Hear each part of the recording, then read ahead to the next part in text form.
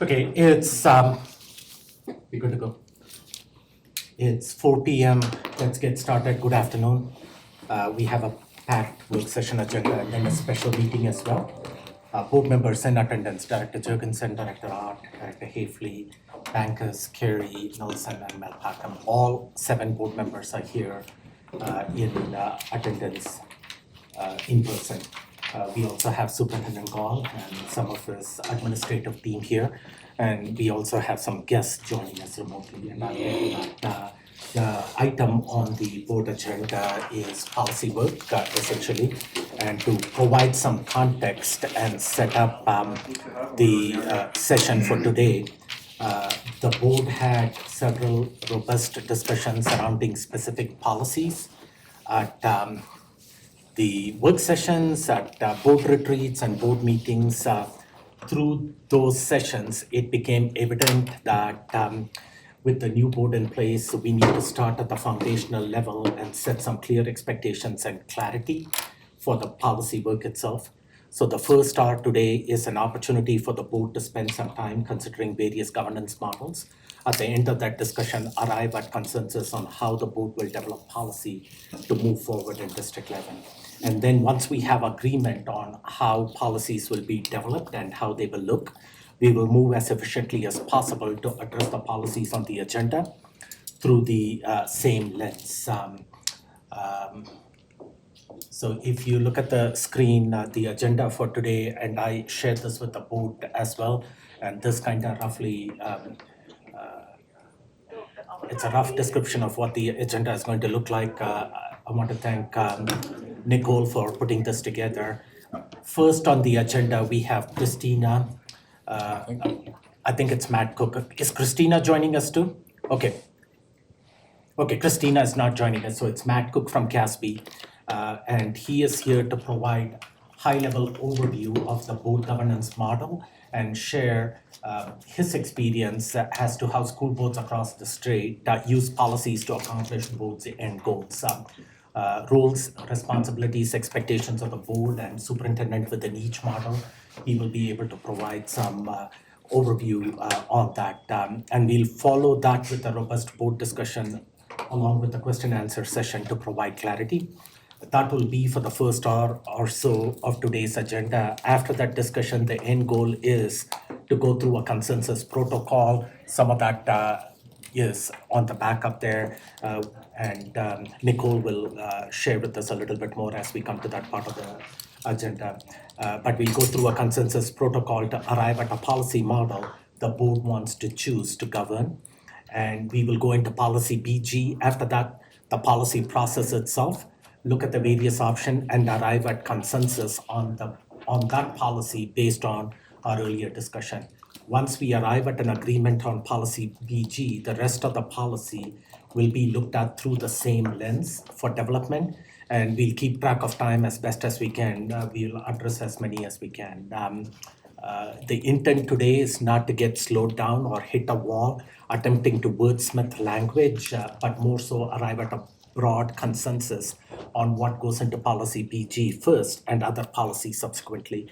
At the end, we'll summarize today's accomplishments and discuss next steps. And we try to keep track of time. Secretary Jurgensen, if you can help me keep track of time, that would be good.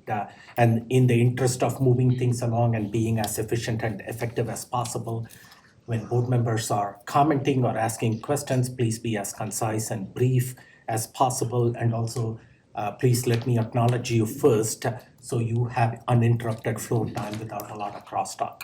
With that, I'll turn it over to Matt Cook. Superintendent, do you want to say anything? I just want to acknowledge Matt looks like a superhero or an Avenger on the screen there. So we are super excited to have that level of expertise.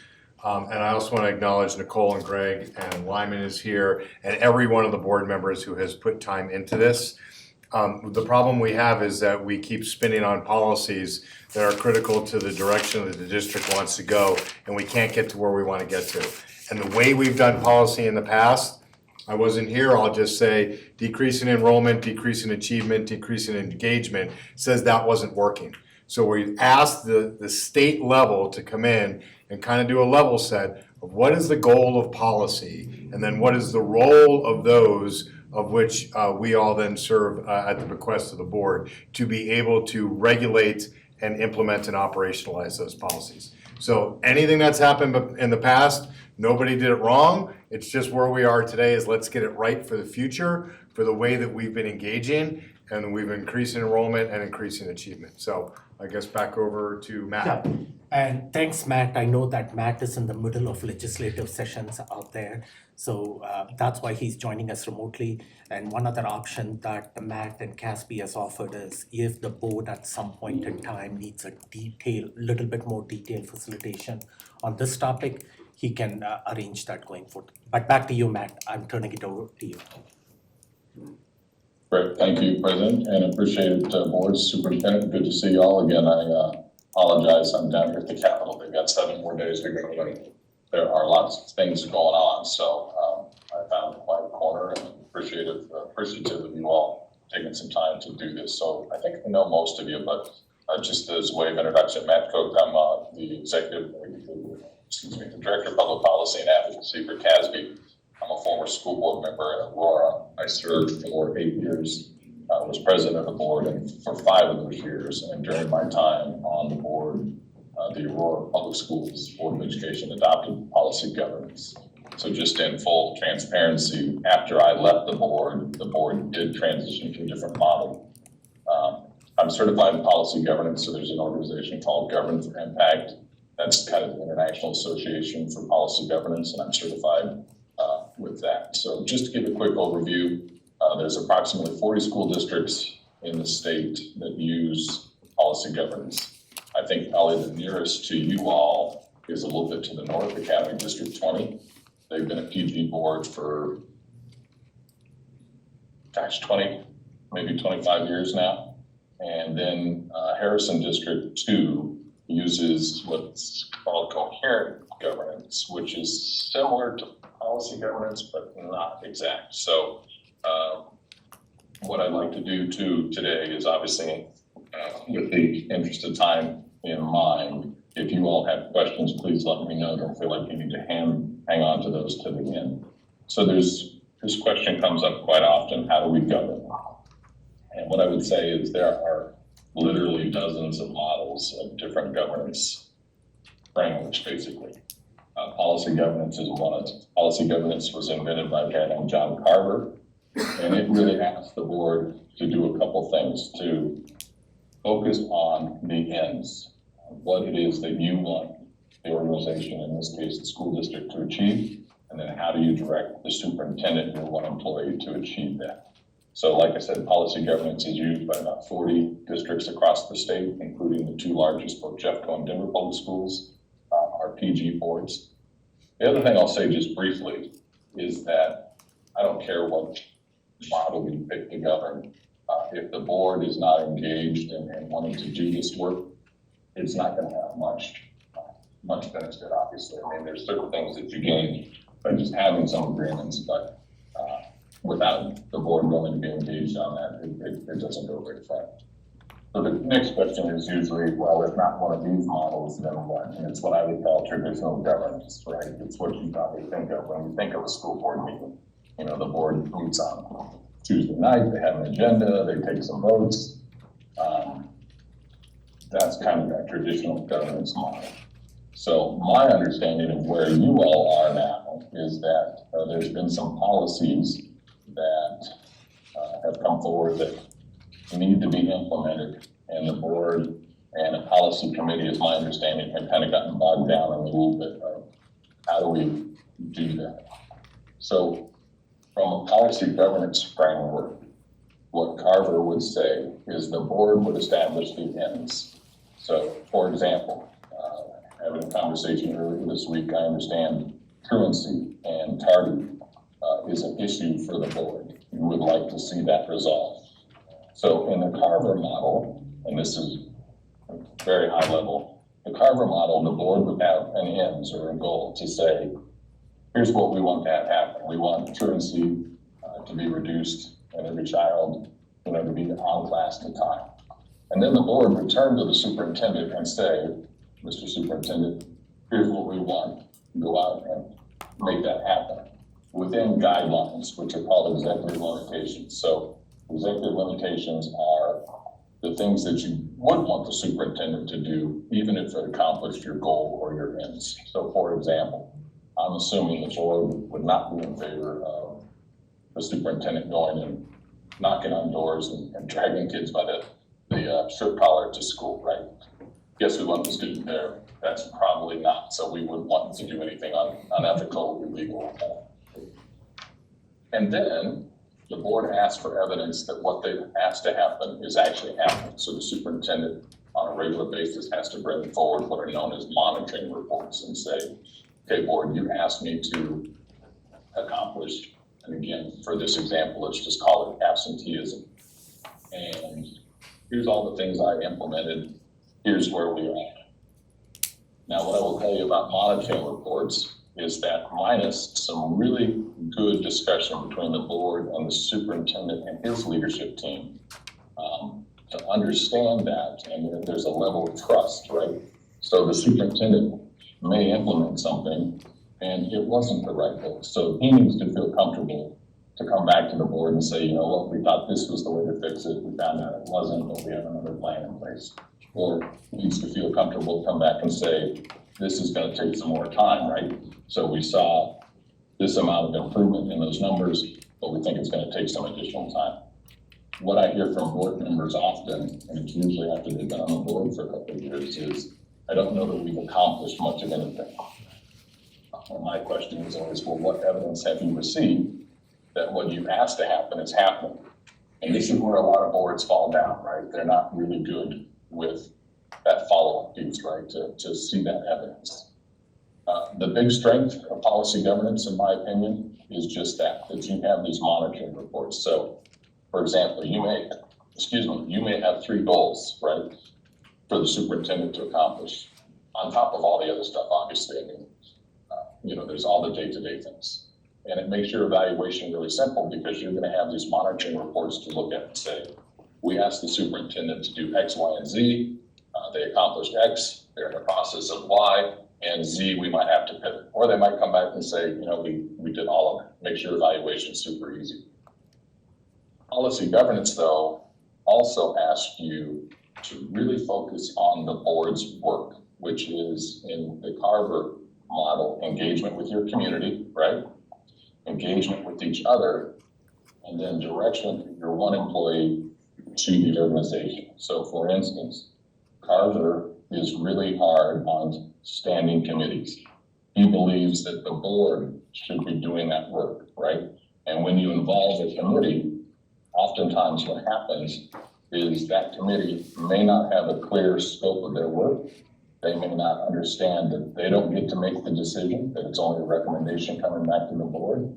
And then if you have a standing committee that just, has existed for years and years, it kind of creates an avenue for people to influence the board without working directly with the board, if that makes sense. So the last thing I would say about committees is Carver would say that you all are elected. You are the ones that were granted by the voters with the legal moral authority to govern. And if there is work that needs to be done, the board should be doing that work. Okay. I know that's a lot real quick. Any questions on any of that to this point?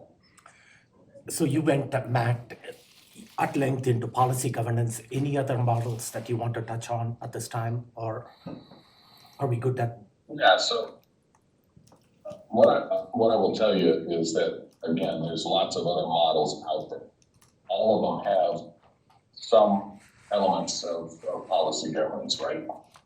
The board sets the goal, the board directs the organization. Policy governance just puts that in a framework that you can understand. The board adopts specific policies on how you want to govern.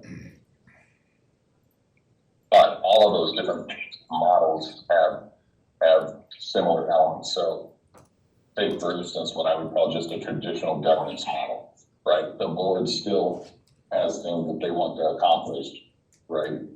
But they may not have that focus, perhaps. So, maybe some of the board members think it should be absenteeism, some board members think it should be something else.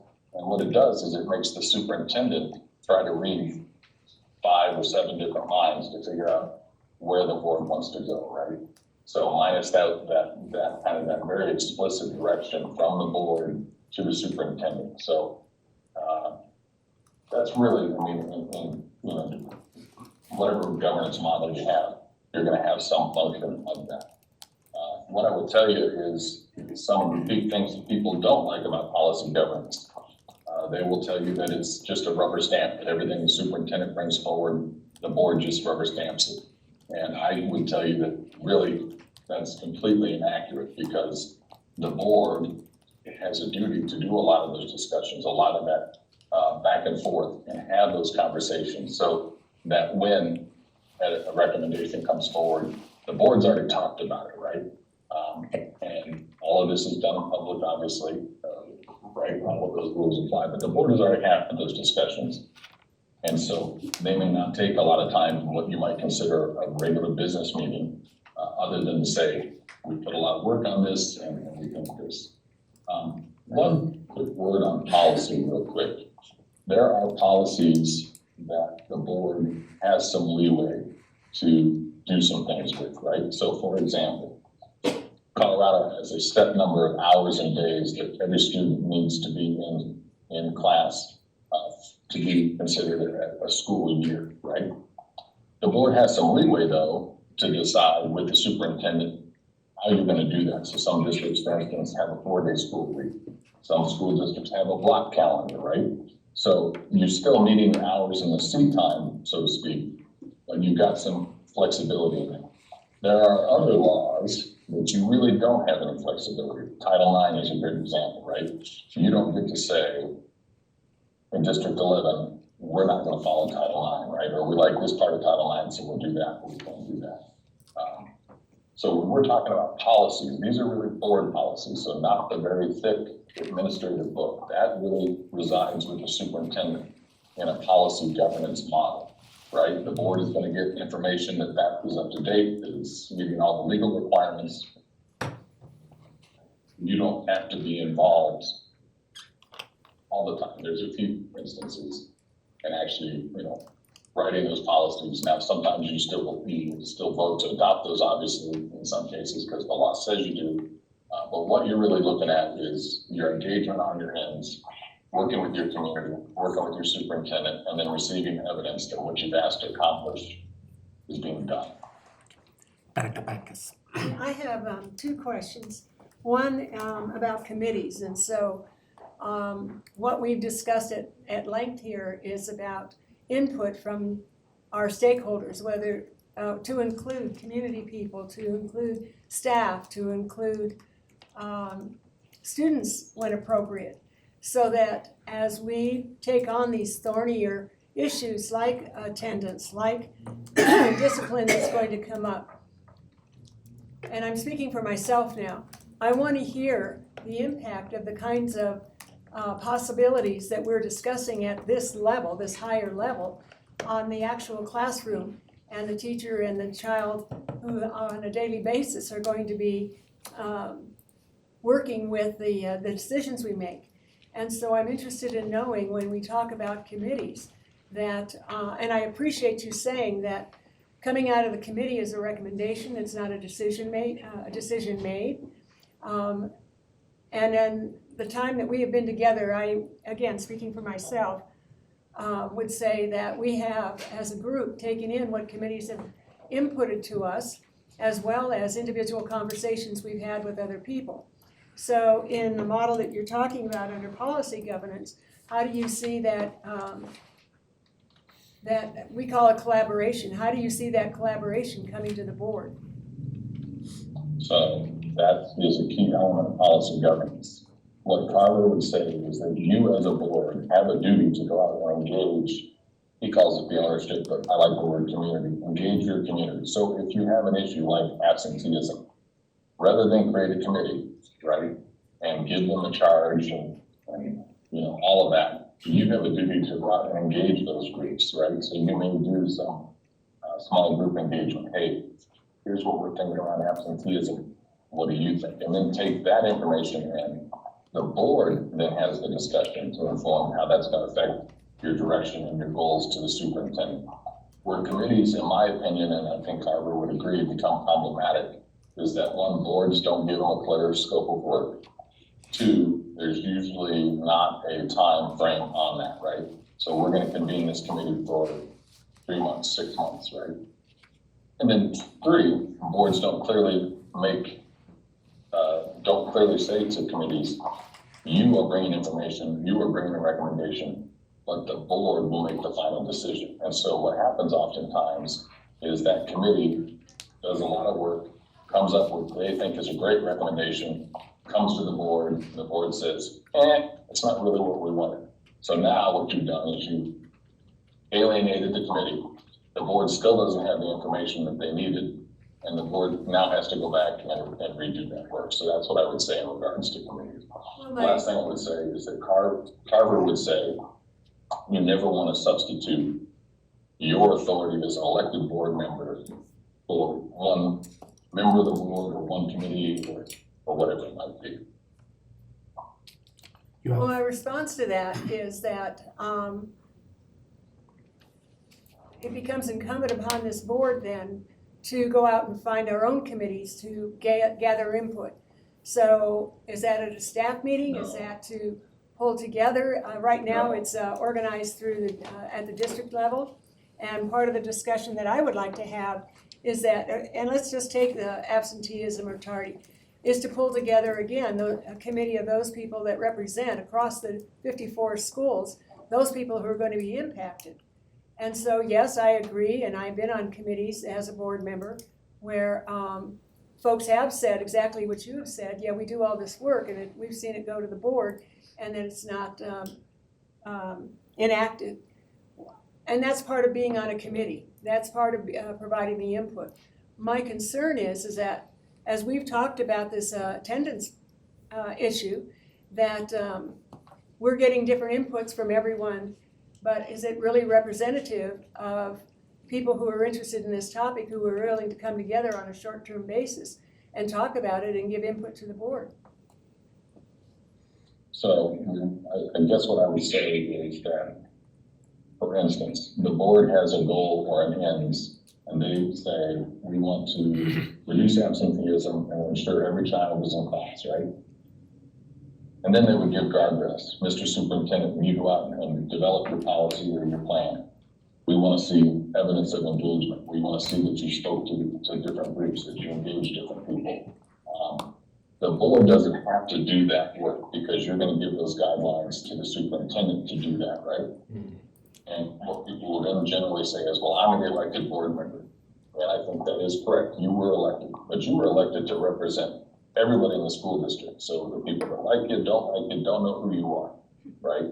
And so rather than you, which, and this is no knock on board members, most people, board members, have a small set of folks that they engage with, right? And so they hear things that are similar, right, to how they think or who they think with or where they live, those kind of things. So by directing the superintendent to do that piece, right, bring us the policy that you think is going to work and have this engagement, have these other pieces.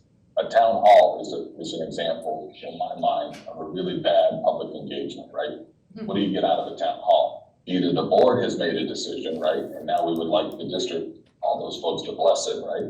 And when the people go, well, that's a horrible idea, not very effective, or it's open mic night, right? Everybody gets that.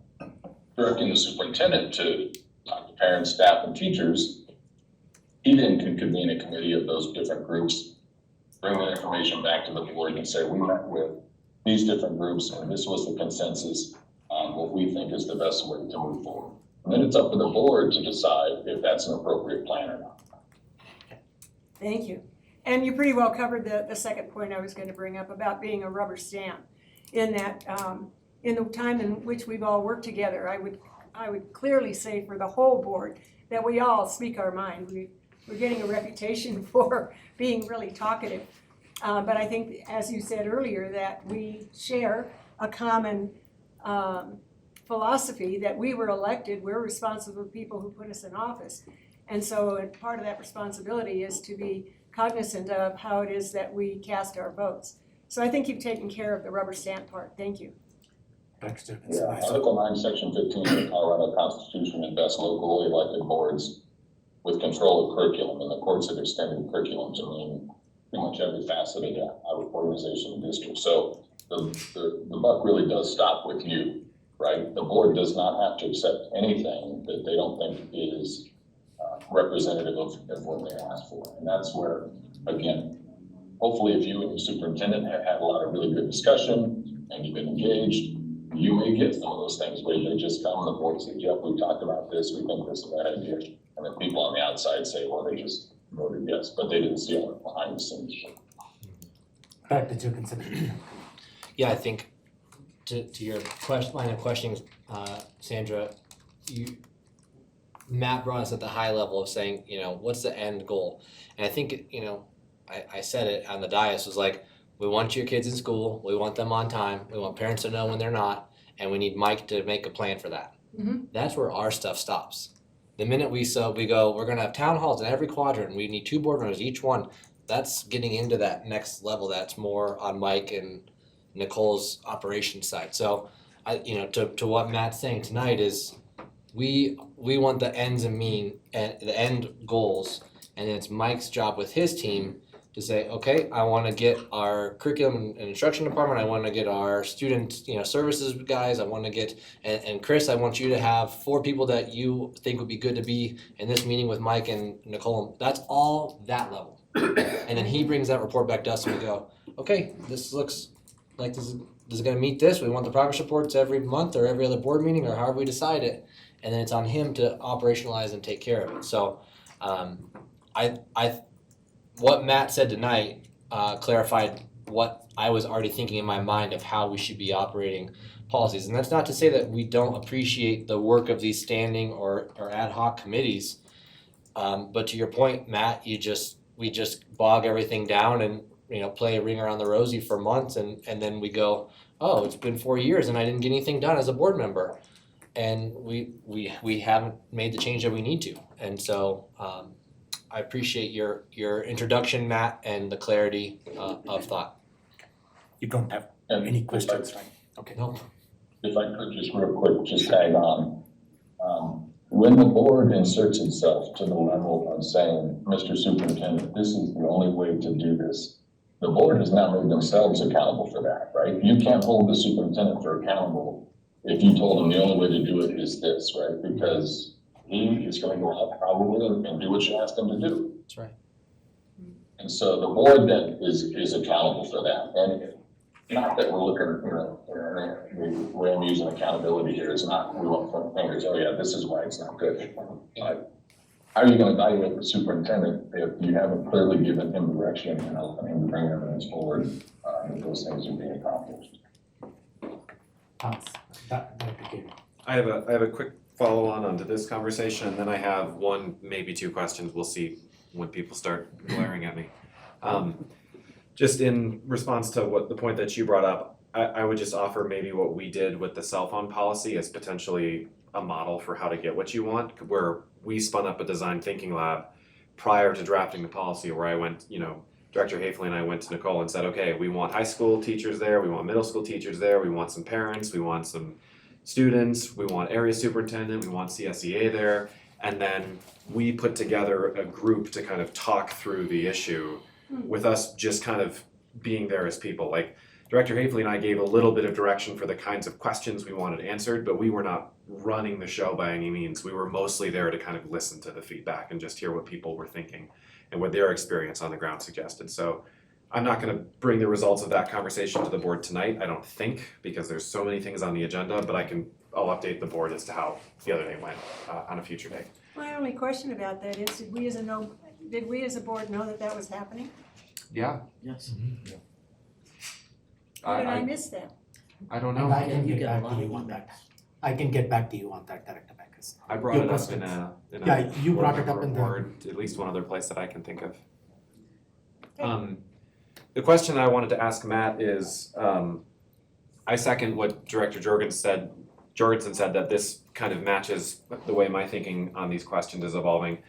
I would just ask you first, would I be correct in thinking that a corollary of the model that you're describing is that policies kind of have to stay away from operational details to the greatest extent possible? Yes. So, I mean, there are certain things where the board has to be involved. So graduation standards, the graduation is a great example of that. The board, you all are actually going to be the ones who certify those students to graduate, right? So the state of Colorado has standards that are a floor. You can go above that, right? But you have to meet those standards. So you're gonna have policy that says, from an operational standpoint, 3 years of English language, those kind of things. What we would not want to have is, hopefully, a policy where, every kid's gonna take 4 AP classes, or every student's gonna be in an IB program, or whatever it is, because again, the board then has taken that accountability on themselves to say, we think this is the only way to advance. And so if that works, great, the board's a hero. If it doesn't though, you can't hold the superintendent accountable for that because you said that was the only way to do that. Yeah, and I think the other piece for me too is just one of practicality. The moment you start getting into the operational weeds, number one, as a board, the only real time to have these discussions is at work sessions and regular meetings, and the more in detail everything gets, the harder it is to actually talk through it in any kind of efficient manner. And then number two, we're elected officials, we're not necessarily experts in the day-to-day operations of a K through 12 school district. If we were, I would quit my job at the Air Force and I'd fire Mike and then I'd immediately run for that position. I could quadruple my salary, it'd be great. So I don't see that our role is to necessarily get into the operational weeds, because number one, we don't have time for it, and number two, that is a place where there are people in the district who are much better at that than we are. But we are there to set kind of the ends and the overall goals. Yeah, I like to say you don't have to be the experts because you've hired the experts. Just two things if I could, real quick, and then I know we're already to the bottom of the half hour here and you all want to have some discussion. What I would say, a couple of things here is that I'm a big agenda nerd, right? And so when I haven't looked at your agendas and I haven't looked at your meetings, but board members oftentimes will say, we meet for 5, 6, 7 hours at a time and we don't seem to accomplish anything, right? And so then I look at the agendas and I'm like, well, there's a lot of adult stuff here. Where is the board having conversations around how do we provide an environment where kids want to come to school, right? And how do we work with the superintendent? And sometimes people push back. They're like, well, I was elected to take votes. And I said, absolutely, you're going to do that. But really that time and using your agenda most effectively to have those discussions on these big topics, I think is something that's huge. The second thing I would say is I'm not the final arbiter of any of this, right? You all are the elected board members. I'm kind of here just to bring some facilitation and some ideas that maybe you haven't thought of. But if you're spending 2, 3, 4 hours at a meeting digging into a particular policy, my question is always going to be, to what effect? How is that valuing the work of improving the educational environment for those students? And sometimes there could be a good answer. Generally, what I found is there's not. People really don't understand why they're doing it. Are you done? Direct I'm again. not taking shots at any of your current topics. That's just kind of my experiences. You're cutting in and out, Matt. Director Nelson. I just wanted to get a little clarification for myself and for the community that's listening in. We currently are board governance, but now we're hearing about what policy governance could look like. Mr. Cook, do you ever see school boards operate as a hybrid? Because I, in my mind, wasn't thinking this was necessarily a conversation to shift us to a policy governance board, but more of looking at how policy governance works and are there some aspects of it that we could adopt within our board governance model to just help us get out of the operations level of work. Do you ever come across that in your experience, and is that successful? Yeah, so I think I said this at the beginning.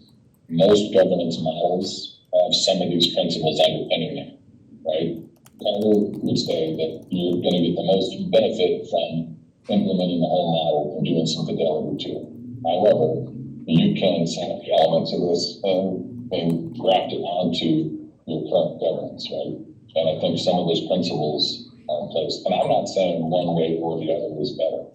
What I'm saying is the board needs to get to a space where you feel good about your governance, where you're receiving the information that you need to have, where you are clearly directing the organization and you're receiving evidence back that that's happening. And then the final thing is to actually give you something to evaluate. So superintendent evaluations, in my opinion, most districts don't do them very well because boards haven't been explicit about what they want to accomplish. They haven't received evidence. So it's 5 or 7 people kind of trying to make a general consensus around what they think about the superintendent. They don't actually have any data they look at.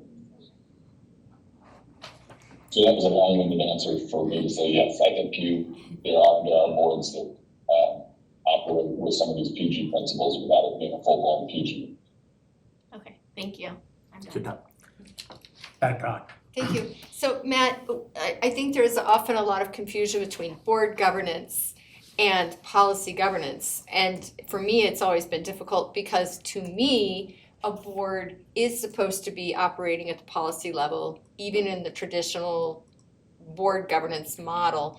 And the way we have operated as a board governance model, my expectation has always been that we stay out of the management lane and aim for that higher level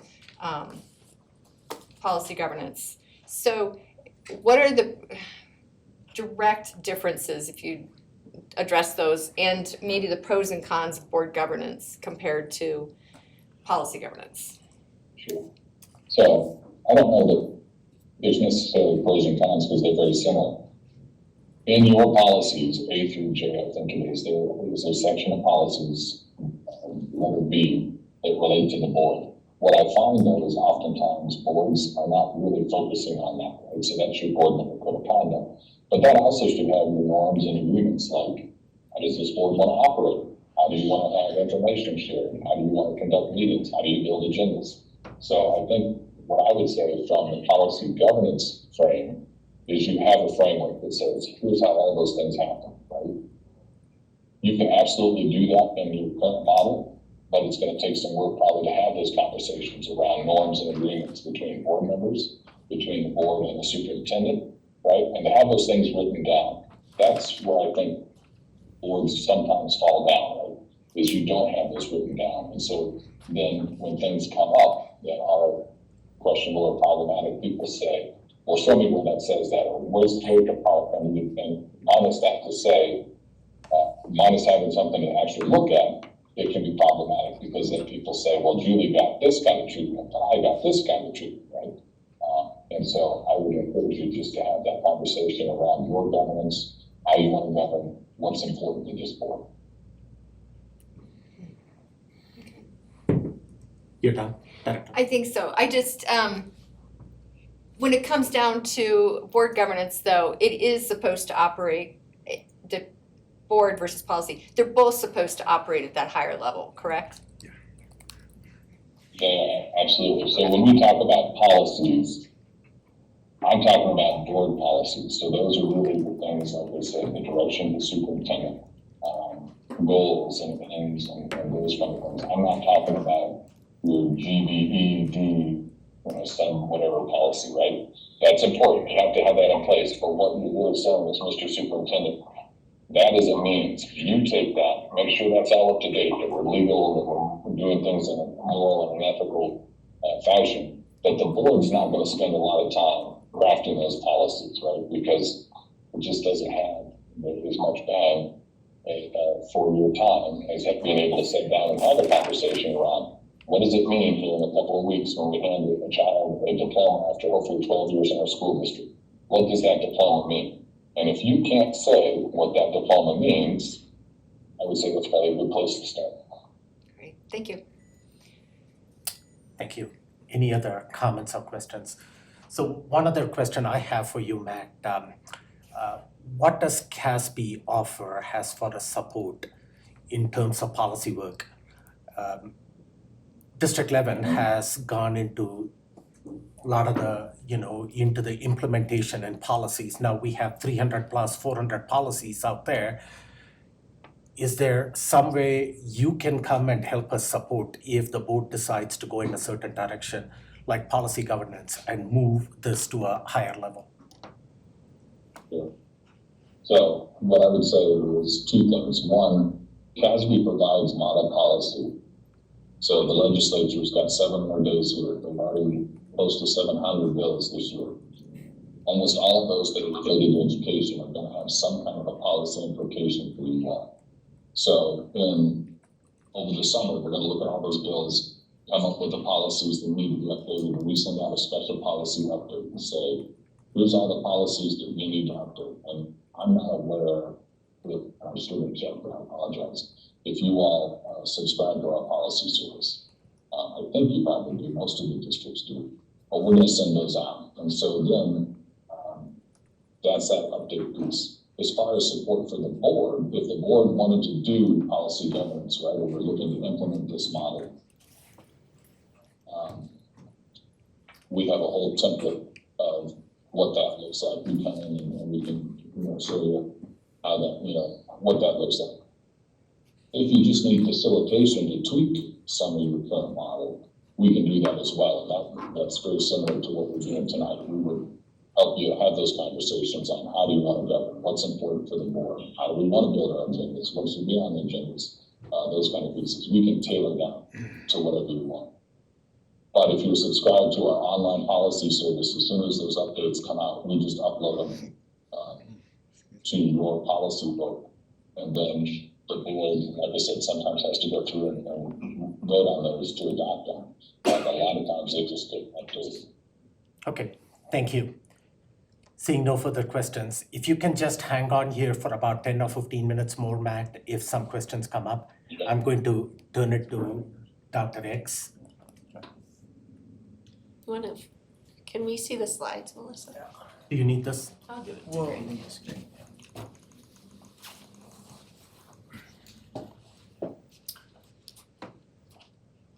So I think I want to kind of piggyback on what Mr. Cook said, and I think he got to a really good point of talking about how we will, when we get to a place, a very strong implementation based on policy, and same with Director Ott, following up what she said, that they kind of both run side by side, and policy governance, and I think we are doing that. And doing that from a much higher level is kind of where we are with this discussion. One of the challenges as leading kind of some of this work as we review it is just how we actually build it. How do we balance this? How do we balance the purpose and the desire and the principles that the board has set forth to us on the committee with this kind of challenge of making sure that it's implemented in the same way. So one of the things I did here is I went back to my old teaching and tools and brought out the old Venn diagram for you. And on the left-hand side, you've got policy and regulation. So far left is a definition of policy. It's the purpose and it's the principles that guide us in general terms. That's that high level I think that we're talking about. Next to that is the regulatory part, which is the administrative regulations. And it's interesting because we have this discussion all the time about regulations because we kind of have two different regulatory states. We have state law and then the regulations that the state of Colorado gives to us, which we cannot change, but we have our own regulations that are attached to policy. So when you run from a purpose and a principled side of policy, you have two separate entities. You have that policy that stays way up at 35,000, and then you have that regulation, and you have that administrative procedure, whatever you want to call it. In this case, we're taking a look at cell phone. I'll use that as an example. Our purpose and our principle is this on cell phones. We won't even go into, as a board, how we're going to make sure that if a student does bring their phone, what happens to it. While that is a concern we have, that is entirely left up to Superintendent Gall and to his administration to get to. there are times, I won't say all the time, we exist on the right-hand side. If you look closely at my Venn diagram there, it's both circles condensed, but not only both circles, it's both definitions brought together. So our policy is saying, yes, here's what our high level is, and here is what we're going to do. When we spoke with Mr. Cook, and as you heard today, one of the concerns about the right-hand side is that regulatory type of policy that we're writing, and we can talk about it with 50% rule on attendance, we can talk about it on specific dress code items. When it sits in there, it's all or nothing, and it's the board who's holding that accountability. It is not the superintendent and the administration. On the left-hand side, we get that. So, although I do agree that we have we have a way of looking at policy governance and implementation, as Mr. Cook said, but I think that's our next step. I think we have to dial a little back and say, how are we going to write the actual policy that's going to drive that implementation, that's going to drive that work, so that Mr. Gall and his team can get it done. So we want to capture the principles, we want to capture the beliefs of the board, but we also want to make sure that you stay at that 35,000 feet. So that's kind of a cap, and how do we balance that? Oftentimes in policy committee, it was, well, what does the board really want? And then we would get back to writing something in the standing committee of, let's talk about whether this word fits in a policy or not. And we just get into this cycle. We're trying to take that policy and make it too regulatory. I speak to that as experience of leading that committee, as well as being a participant on that committee, as well as the challenges we often face, I think, when we're at the dais and we're trying to navigate the weeds or the work that we're trying to get to. So I'm going to hand it over to Ms. Ottmer. She's going to have a little activity Yeah, that we can do. it's and not super go from fancy, there. but instead of thumbs What's that? tonight. Yeah. Oh, sorry. Yeah, you want Do to. we have any other questions for Matt Cook? Because we can, otherwise he can log off and get back to the Capitol. Go save the world. Any other questions for Matt? Dr. Carey? I have a very broad question, which is, do you have suggestions or examples for the process by which the board does weigh in and have oversight over the operational details? So, to give an example, let's say we have our attendance policy, and in the policy it states, students need to be in class on time, and there needs to be some sort of consequence for if they're not in class. And the superintendent says, great, here's my consequence idea. If students are 10 minutes late, I'll give them 1 piece of candy, and if they're 20 minutes late, I'll give them 2 pieces of candy, and so on and so forth. I'm obviously using an absurd example just to make the point clear. What is the specific mechanism by which we come back to our superintendent and say, that's a terrible idea, you can't do it that way? KPIs. I would say 2 things. One, if the board is very explicit in your goals, right? If you have set, so for example, you're getting ready to start the new school year. So at the beginning of the school year, you go to the superintendent as a board and say, this is our number 1 priority. We want you to develop a policy that's going to make sure what some of those things you said. And then we want you to come back at regular intervals and tell us how it's working. So when he comes back and says, you know what, we have about 2 pieces of candy and this, and the board says, wait, that's not what we have in intention, right? That's where you might say, we would like to see something different. The other piece that I found is when you have those very good conversations as you're getting ready for the school year, for example, the superintendent, being a smart individual and having lots of good people on his cabinet, is going to say, here's what I think I heard from the board, right? And here's what I think the policy should look like, right? And he's going to come back to the board probably and say, here's what I'm thinking, are we on the right track? But the board ultimately has the ability, when the superintendent comes back to show that evidence, to say, close but not quite.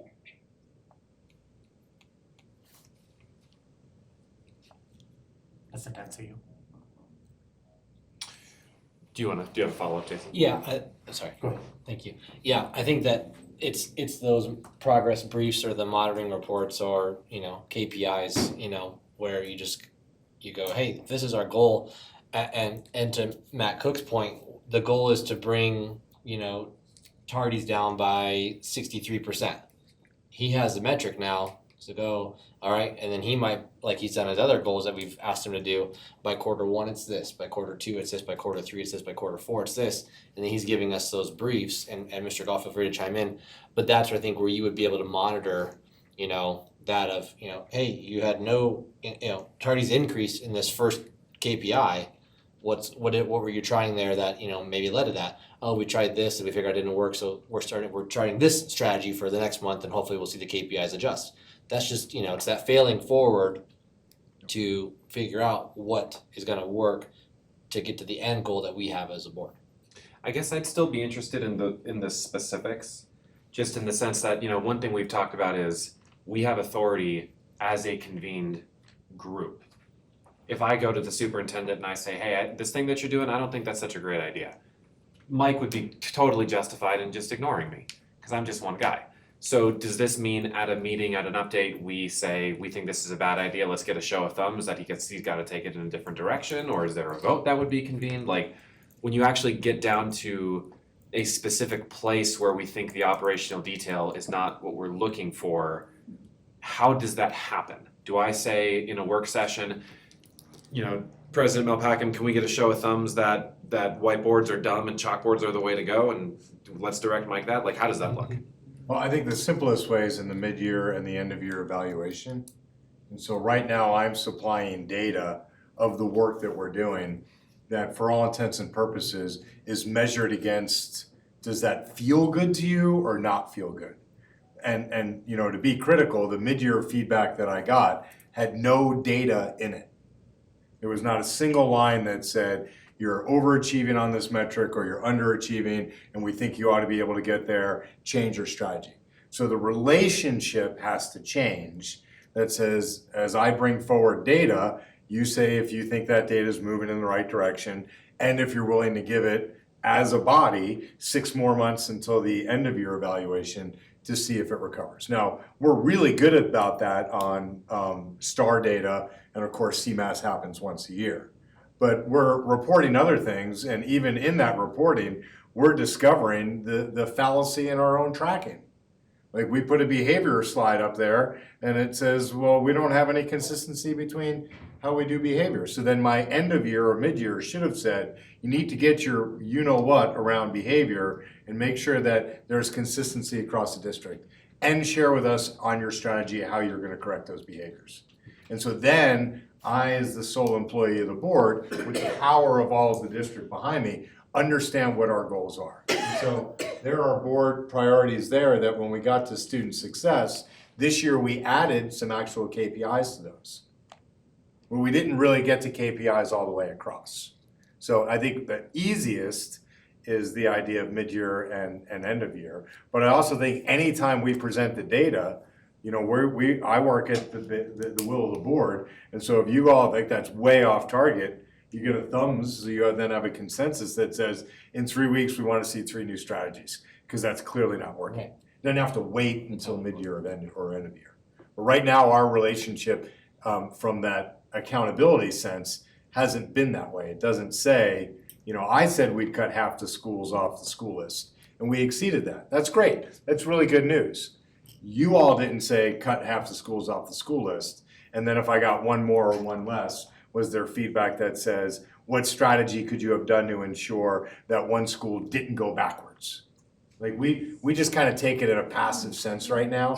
We're not active to what the goal of the policy is, and then what is the strategy that we'll deliver on it. Ends, ways, and means. We're all in love with our ways. Most of us are in love with our means. Nobody ever talks about the end. But we have a shared end, and then most systems get stuck. And if I translate those, people fall in love with their strategy because that's their thing. You ran on, this is what I'm gonna deliver, and so then there's an expectation to deliver that. What you wanna deliver is the highest quality school system. That's what everybody runs on. There's many ways to get there, but there's multiple feedbacks for it. The most critical would be mid-year and end of year for myself. And then anytime you see a metric and there's consensus, we're obligated to go in the other direction. And if I'm not, then you all say you don't want to renew me. I mean, that happens too. If somebody, I always say, if you're going to fall on your sword, remember, even if you're right, you still bleed to death. So if I want to die on the hill of the cell phone policy because I think it's wrong, well, then you're all going to say at the end of the year, this is not the superintendent for this board, right? So that's the eventuality of, we have to find, there's got to be trust in the middle that you've hired a superintendent who's collected a staff together that will deliver on the board priorities. And the feedback that I would give on that superintendent call, when you were hired a year and a half back or so, right at the very outset, we asked for a mid-year report after you spent about 3 or 4 months, and that was the superintendent performance report that addressed achievement, enrollment, all those metrics. And when you provided us that report, we did provide feedback. Yep. And rightfully so, you came and provided us even more with cutting the priority improvement turnaround schools into half and also moving demographics of students, achievement gap, closing those achievement gaps, and also the increasing the English language proficiency and math proficiency in every grade level. And enrollment too, you provided all that, and the feedback that the board provided you at that point is that you were headed in the right direction, and we would like to see you head in the same direction. So there is an opportunity out there for us to provide that type of feedback again. Right, Anansi. I have a question for Mr. Cook, just helping me understand a little bit of the process as a board and team, admin team, we adopted SMART goals in the fall, prioritizing some specific areas. But let's say we want to really focus in on attendance, and we say, superintendent, the principal says, and our current policy clearly states we want kids in school on time. So then what is the mechanism for having that report back? Is it just through agenda setting with the board president and the superintendent? Or when the board gives the thumbs up saying, yeah, we want to report back on this topic, do we in that moment have to kind of state when we want it? Or are we really relying on the board president and the superintendent as they're setting agendas to remember, months down the road, oh yeah, back in March they asked for this, and now we still need to get it scheduled and get it in front of the board? What's the mechanism for having that accountability piece? And I guess to add into that, is it safe to assume that we would be relying on the superintendent to help provide the metrics? Like, hey, we want to see an improvement in tardiness and attendance, report back to us at the end of each quarter, but then, what is even realistic of a gain to expect within a certain amount of time? Because we aren't the experts. So is that realistic to expect the superintendent to come up with the metric we're judging by? So there was a lot in that question. Sorry. No, it's all right, I can kind of address that. So I would go back to the norms and agreements. If you all have an agreement with the superintendent and you would want to have specific data checkpoints or monitoring reports or evidence, whatever you call it, I would put that on your calendar and say, okay, we're going to do this in September, right? We're going to do that and just chart it out. That way it does two things. One, everybody knows when those are due. Two, your community, you're communicating to them to say, hey, if you're interested in this, this is the board meeting. Second thing is, you don't want to do a gotcha to the superintendent if you don't have to, right? I'm a big fan of absolutely being very transparent and saying, this is what we want, right? This is what we want to see, and here's when we want to see it, right? It would be like you coming to the board, I don't know, I'm saying you specifically, but a board member coming to the table, knowing they're going to ask you a question, but not having asked it ahead of time to allow staff and the superintendent to bring you some evidence to address the question.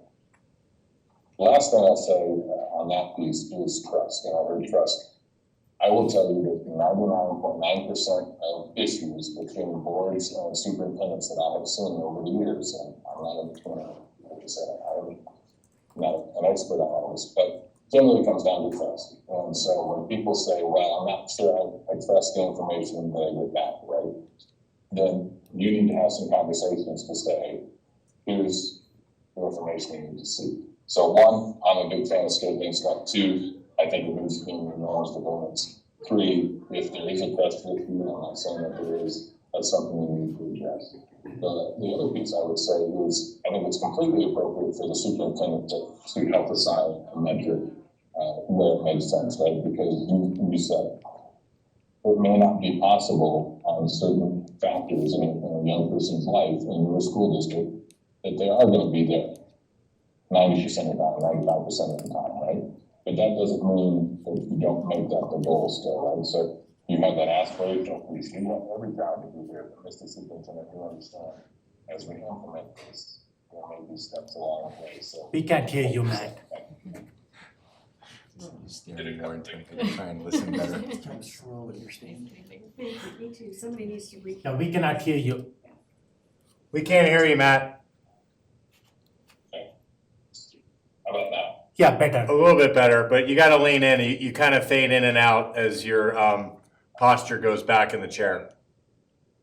No, I apologize. What I said was the norms and agreement piece, I think that's great. I encourage you to schedule those things so if the board wants specific reports, put those on your calendar for the whole year. That way it lets everybody know, superintendent's gonna know, staff is gonna know, the board wants to see a report. And then I think it's completely appropriate to work with the superintendent to come up with a metric because they're the ones that are going to have to go out and accomplish that, right? And so there's that aspirational piece. Yes, we want every kid in school every day, but then the metric of as we move to that process, what does that look like? What would be appropriate? And some of it is going to be tied into this evaluation as we write this. Certain reports come on a regular basis to the board, the CMAS test scores and the mid-year data, at the end of the year STAR data, 5 essentials data, all of that information comes. So if the board wants attendance discipline data, that's something we can do periodically. Director Hayfield. So what happens then if you've got kids that are misbehaving all the time and you've got policy and people talk philosophy and they talk expectation, but when it comes right down to it, nothing's changed and the kid is still twiddling his thumbs in the office and he's coming back to class with a Rice Krispie treat. What happens then? What do you do then? Before you respond, let me just join in because this is a conversation I have also had. And back when I was still working, we had Q as a computer system. And on Q, now that we've got this cleared up, on Q, somebody would send their student to the office. It was on the student profile sheet down at the bottom was behavior. And on there you'd say, student was disruptive in class multiple times. I redirected. I've already called home. You send them to the office. So now it's on the kid's profile, the student's profile. They go to the office. Whatever happens in the office, again, gets reported on this piece of paper, on this website, on the student's profile. So that so the classroom teacher has a response of knowing what has happened when this child has gone in. And the teacher has an opportunity to if the teacher is in a position to say, they came back with a Rice Krispies, I don't understand how you did that. They have a conversation. Well, under PeopleSoft, where we are now, that's not happening at all. And the calls that I made, now that I have more information about how PeopleSoft works, is that it's person dependent. That there are many teachers that send kids to the office and they don't know. It's through email, which means they gotta stop what they're doing and put it in. But they had to do that under Q as well. But now the child goes and they go to the office and if the administrator sends an email back, that's great. But too many times, and that's what you're talking about, too many times, it's not systematized. So to me, that falls under regulation. That falls that's- under yes, what you're that's asking on me. to do. That's on him. Right, and just for those listening, Director Bankus is referring to Power School. You keep calling it PeopleSoft, I just don't want people to think. Oh, it's Power Right, School, it's yeah, Power you're School. right, you're right. You're absolutely right. So can I dovetail into? Do we have any more questions no, for not Matt? yet. I think just the direct answer to Director Hafley is that's when you hold me accountable. So when I show a report, because first of all, there's inconsistency in the system right now. First thing we have to get is level set, which says we're taking these initiatives on. I said that when we talked about attendance. We have a pilot set of schools right now where we're deep diving on data by the end of this year so we can start to identify strategies that we believe will address actual data on attendance. We'll do the same thing for behavior. We can't have inconsistency in the building. And then what I've offered, and Director Jurgensen has done this the most, when you get the example, get the name. Get either the student, get the principal, or get the teacher, because when I get the kids go to the office and come back. No, I need to know the exact example, because sometimes there's another side to the story, which is the principal will say, yep, that's Mr. Carey, he's brand new to the system, he's really struggling on his classroom management, we're bringing teachers coaching teachers in next week for classroom management. I let that kid de-escalate in my class, in my office for 15 minutes, I won't give him candy anymore. So sometimes there's another side to that that says, sometimes we're not giving the right rigor in the classroom to ensure that. We need to improve on all those levels, but we'll be tracking that. The other one I offer is Melissa posts on the share drive the security report once a quarter. I've never had anybody ask me a question about the security report. And in the security report, it's getting better, but we had to add an executive summary because it's just a graph. And so sometimes it'll say there's 15 fights at Coronado and 0 at Palmer or Mitchell. I don't believe that for a minute. Just for one reason, it got recorded differently. But if you don't hold us accountable, or me accountable, then I don't change the report and I don't hold them accountable. Because there's so many other things going on. But to really wrap it up, this is the board that wants to be about the sanctity of the learning environment. Attendance, behavior, attention. We package those together, not that we're chasing attendance, behavior, and attention, but that we believe that in order to get the highest quality instruction, those conditions have to be set. And that message comes and it comes consistent, and now the schools will be responsive because what gets measured gets done. It's as simple as that. That cause effect though has to be more timely. It's gotta be immediate. If I send a kid to the office, I'm expecting something done right then and there. I can't wait for a data report to the board and the superintendent a month, 6 months down the road. That by that time that kid is like, got away with that. I'm gonna do whatever I want, whenever I want, because nothing's gonna happen. But I think Mike's point is, in the absence of the specific name, either of the student or the teacher or the principal or whatever, he has no recourse. He's just hearing vague I get that. vibes about what's happening. Whereas if you say, I talked to so-and-so at Saban and they said this, he can then immediately go chase that down and figure out what happened, and if necessary, apply corrections at that point. Am I understanding what You you're are, saying? and the board is sending a different message, because there's still, and again, I say this all the time, people still don't know what we do on Wednesdays. They just don't know. School leaders don't know. I talked to a principal today who's got a kid that goes to Steele, and they said, I'm not sure, do I go to North next and then do I go to Palmer? And I said, well, you heard about all the great stuff we're planning to do for the Palmer community, and that there's $100 million on the table to make that investment. We have principals in the system who don't know that. Because no matter how much we try, but we're changing the culture that the board is sharing that this is an area of interest. And so principals, because I've been in the buildings and I've corrected kids, and I've had APs say to me, you can talk to a kid like that? And I said, yes, you're supposed to talk to a kid like that. So that takes time. The easiest way for the board is please come join any K-12 meeting every first Wednesday. Next one is, the last one for the year is next week. Tuesday, sorry, that used to be Wednesdays. Come to the One Plan symposiums, sit down and be able to directly engage with the school leaders and say, this is important. Because they manage a lot of things. They're not ignoring our Wednesday meetings, they're just managing a different set of information. But that culture's changing, that we're wanting to drive high expectations. That doesn't mean that kids are guilty without having had a chance to be adjudicated and have resources to help them. But right now, the culture is why send them down if they're just gonna come back? And if that's the culture, then we need to pay attention in that building or that grade band or that student to understand what's really happening there. Okay, so we do need to move on. Thank you, Matt, for being here and helping us out through this conversation up here. So overall, we had a pretty robust conversation about it, and I'll hand it over to Nicole in a minute, who will help facilitate the next steps in the conversation. As we write policy at a higher level, the regulation and the implementation falls on the superintendent.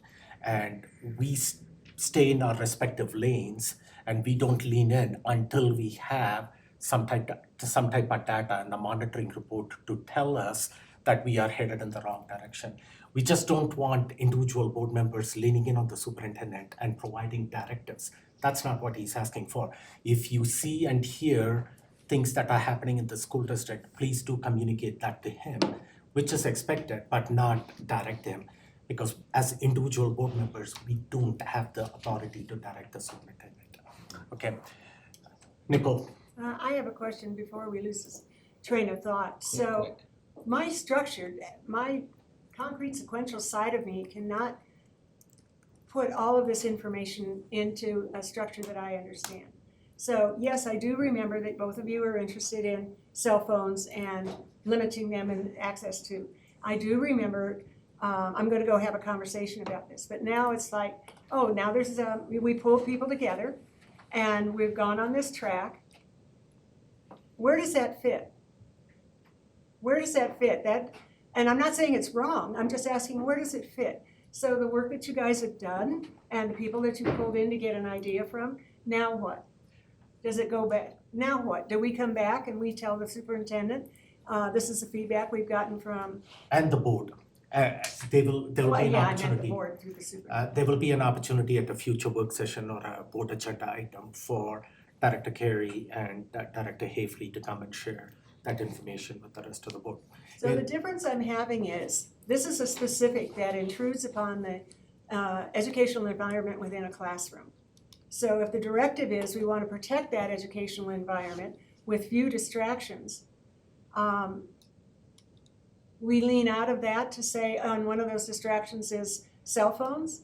Well, another distraction might be gangwear, sagging pants, I don't know, other things. And I just don't understand. I don't have a category or a column in which to put why this fits or where this fits. And so I need help with that. Well, if I may, I think the opportunity here is to take a look at, you take that information back together from that design lab and from what your fellow board members have gathered, and you have a discussion about whether you think it should move to the next stage of actually becoming a policy that the board wants to adopt.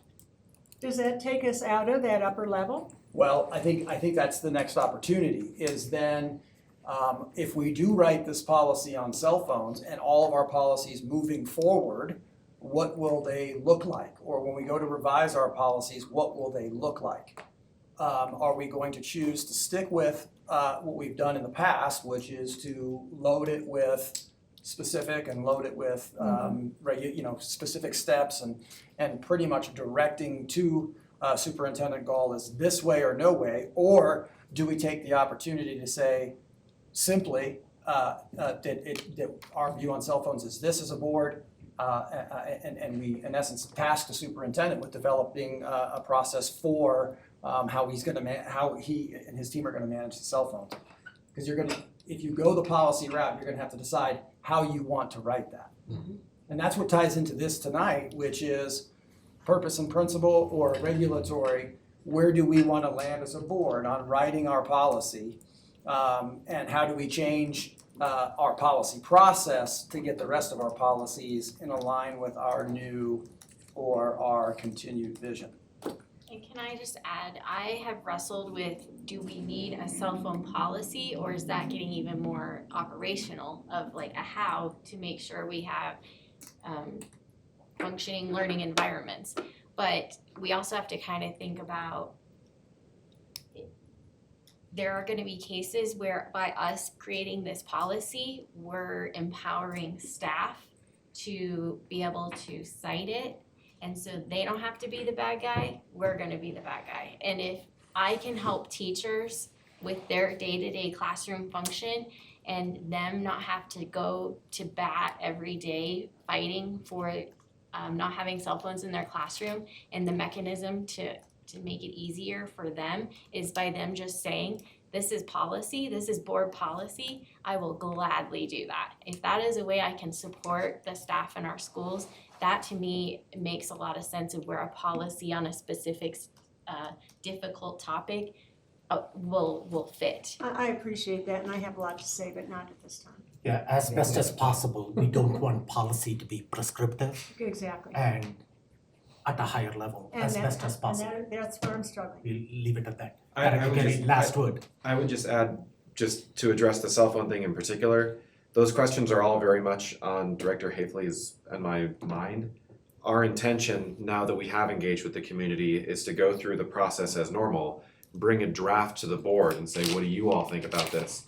And if at that time you all think this is way too operational, this is not the right level to write this policy, then we can take that feedback, re-engage and try to fix it. Or you might say, this sounds like a good idea, but I think we gotta tweak X, Y, and Z. Like we're not quite at the point where we've said, here's what we found from the community, here's our proposal. We're going to get to that point. We're just not there quite yet, if that makes sense. Okay. And I think that would go for any issue, where if you're saying where's the dividing line between this is where policy should be, this is where we're at right now. I think there are many places where that's not an easy conversation to have. And I think just as we work through specific places as a board, we'll figure some of those things out Yeah. where we want to. And to your point, as a single board member, you may feel that saggy pants is not helping the sanctity of the learning environment, and it's being very distracting. And then where do we stop that, and where do we say protect the sanctity of the learning environment and authorize the superintendent to preserve that learning environment? Exactly. Nicole? So, we would like to kind of get a feel for where the board sits on this in terms of moving forward, especially with policy BG and potentially cell phone policy and a new policy. How do we feel? How do we land? So we thought we would spend some time, instead of doing thumbs up, that we would get up, we'd walk around a little bit, because we've been sitting kind of having some very great discussion. So Ms. Ottmer's gonna pass out some little stickers to you. Sticky dots. Sticky dots. Yeah. And on the slide above, we have basically the two versions that I had provided earlier. On the left, I have the single version, which is moving forward. A vote for number one is, I would like to see our policies include the implementation, the operations, understanding what Dr. Carey just said. You can't, it's not, yeah, I get it, it's not black and white, there's gonna be some of that discussion within there. And on the right, and the blue one is, we wanna move forward with drafting policies and revising policies that include purpose and principle only. So Ms. Ottmer's gonna tell you what the rules are, because it's not as simple as. It is simple this time, because you only got one dot, but you get a brain break and your thumbs get a break too. Now your whole body gets to move. So we're gonna ask you to take that dot and stand up. We've got the poster that's up on the slide right here. And we just wanna see where the energy in the room is after that conversation with Casby and everything that Dr. X has spoken about. Two dots. Next time. Oh, goes Next directly time. to the poster? Yeah. Just waiting for the group to go. Yeah. See where the. And then I'll put it on one. Just to be confident. So we have energy, so we have unanimous consent out there. Great. That's a big step. Norman, would you like to put a sticker too? Okay, Okay, somebody stepped out, so two stepped out. Okay. We'll do a break. Yeah. Take a little break. Do you want to take a break before we go then? yeah, we can continue. Who stepped out? Director Jorgensen Jason and and Director Sarah. Bankus. And We have 1, 2, 3, 4, 5, yeah. give Okay. me a minute. Just give it a minute, they will be back. And the next step, that's the next slide that we have. Just for everybody's awareness, I have to leave at 6 and then I'll be back probably around 7:30. I'm attending my son's second grade concert tonight. Is he a violinist as well? So, no, they're doing Silly Songs concert Oh. tonight. Second grade. Violin section. I was gonna say, it might sound better than second grade violin anyway. Yeah.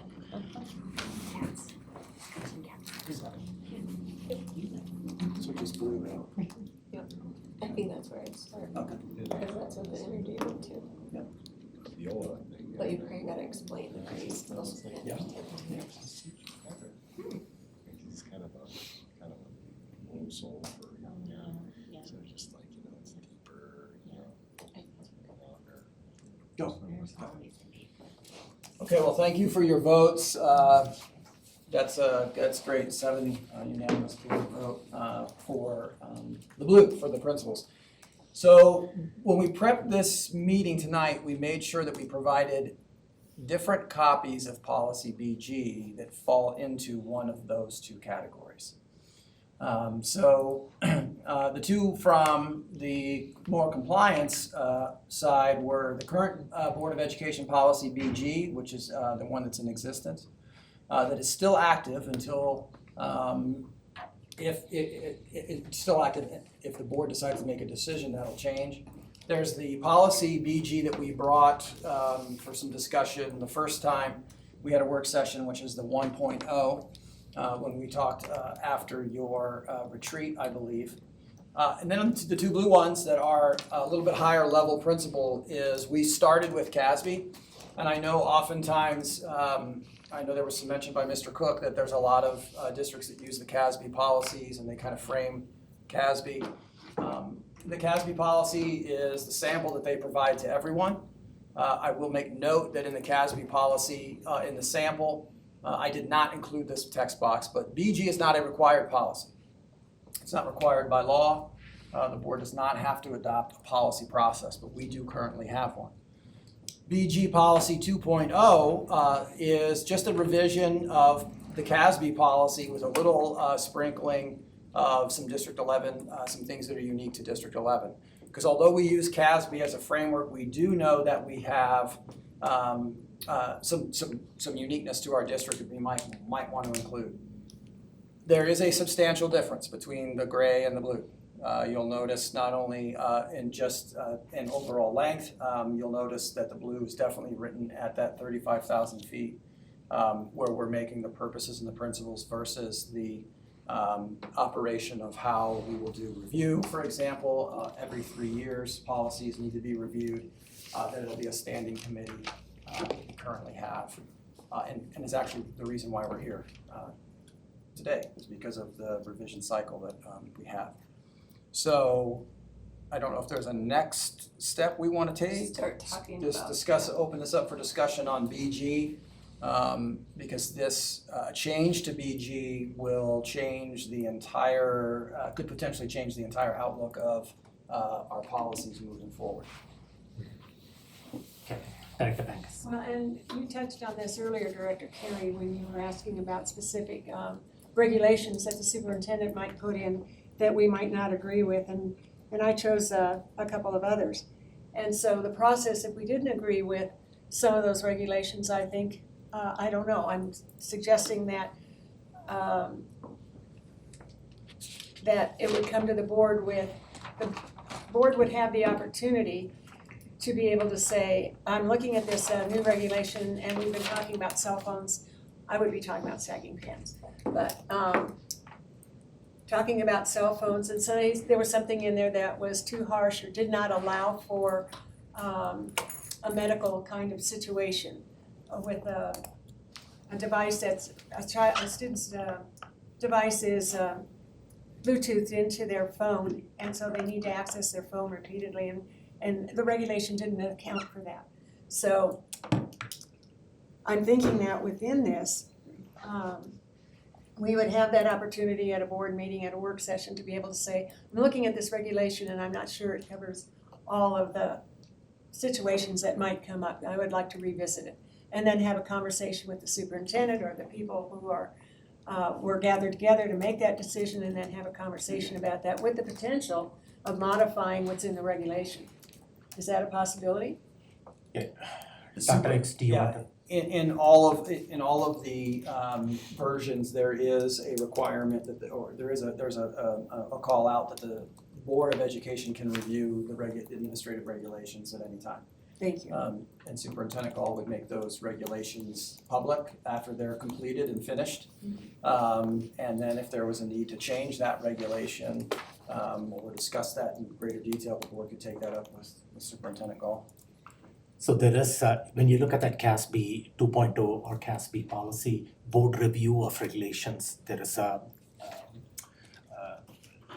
paragraph on that, and what it says is the board reserves the right to review regulations issued by the administration at its discretion. Oh, I didn't circle that one. Okay, at its discretion, but it shall revise or veto such regulations only when, in the board's judgment, they are inconsistent with policies and regulations adopted by the board.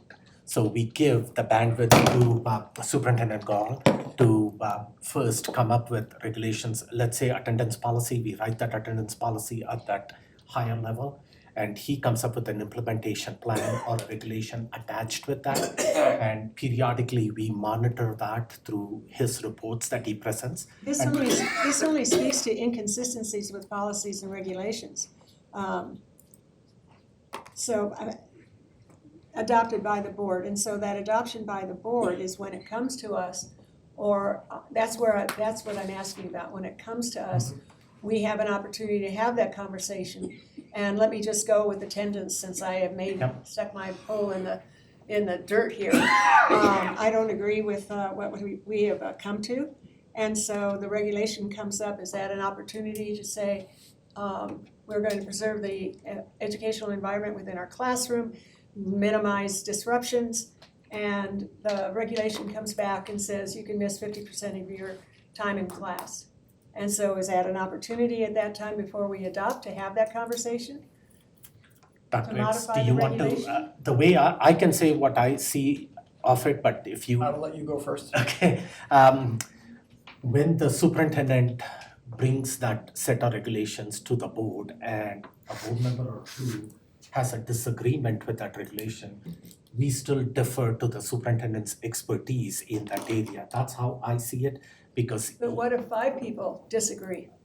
we certainly can provide that feedback to him, but what I would say is we wait at least until that first monitoring report comes back and there is data to substantiate that what he's put in regulation is not moving the district in the proper direction or the end goals that we set for the district.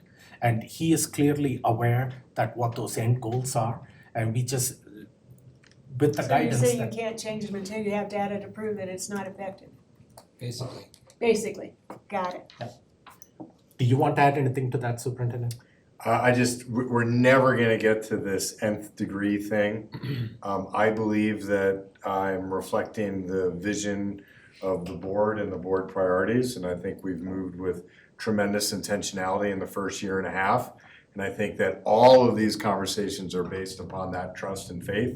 And when it breaks down, then there are different ways to either correct it or for the board or the community to go in a different direction, right? Our community has voted very clearly over the last 2 elections that this is the way they want things to start going, and we're producing those results. So If we remove that language from policy, that implementation level from policy, but put into regulation, but still the board is I'm going to not be. saying keep it in policy. No, we are removing it, but if the board is going to be caught up in the language that we now get to provide feedback on the regulation itself, then we are back at the same page where we were when we began. So we give that implementation operation to the superintendent with the overall guidance that we need to see improved attendance.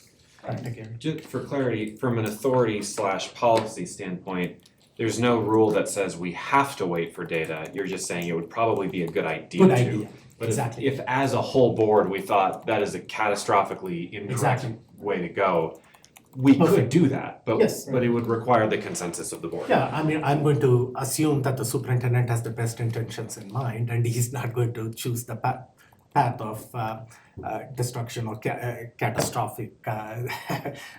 So And I would hope that we would have a good working relationship, that if a board member hears something from a parent that my child has a unique situation here, we pass that on to the superintendent and say, hey, you might wanna consider this, and then he takes that information and then applies it or doesn't, so, That's not what I'm talking about. Yeah. okay. Moving on, any further questions or discussion? So we have BG policy 1.0 from what the feedback that you are saying, that is more into the implementation and the going back into the, all the, There are also some other elements in there that are part of policy, the BG policy that came out, is there's some items in there that are not to the purpose of the policy process itself. There are some items in there that can be moved or also have replication inside of other policy. Handbooks, employee handbooks, and is one that I can think of. And also in policy BG 2.0, is a CASB piece, that's an element that was copied from the CASB sample, which states that it's an added revision, that the board can revise the entire manual and do that through a different process than the typical revision process. That's one we don't currently have in 1.0, which is kind of just a wholesale, we're gonna start all over and we're gonna revise the whole manual. and that's there now. That's in 2.0, but it's not currently in 1.0. And it is taken from the CASB sample. Dr. Thank you. Dr. X, in some regulations, there are policies, of course, that the board, we are dictated by law to adopt or have framed in policy. There are regulations that the board also must adopt. Is that true? There are. Yes, okay.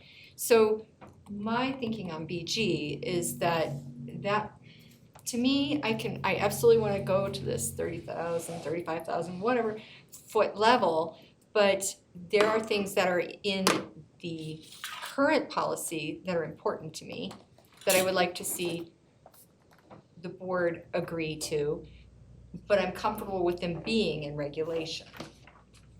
Does that make sense? And to me, because this is such an important policy, which I do wanna keep, and because it is such a strategic board policy, it seems like if we can take that high-level view and yet maintain some of the regulation ideas in a separate document. Does that make sense? That's what I would be interested in seeing for us as a board.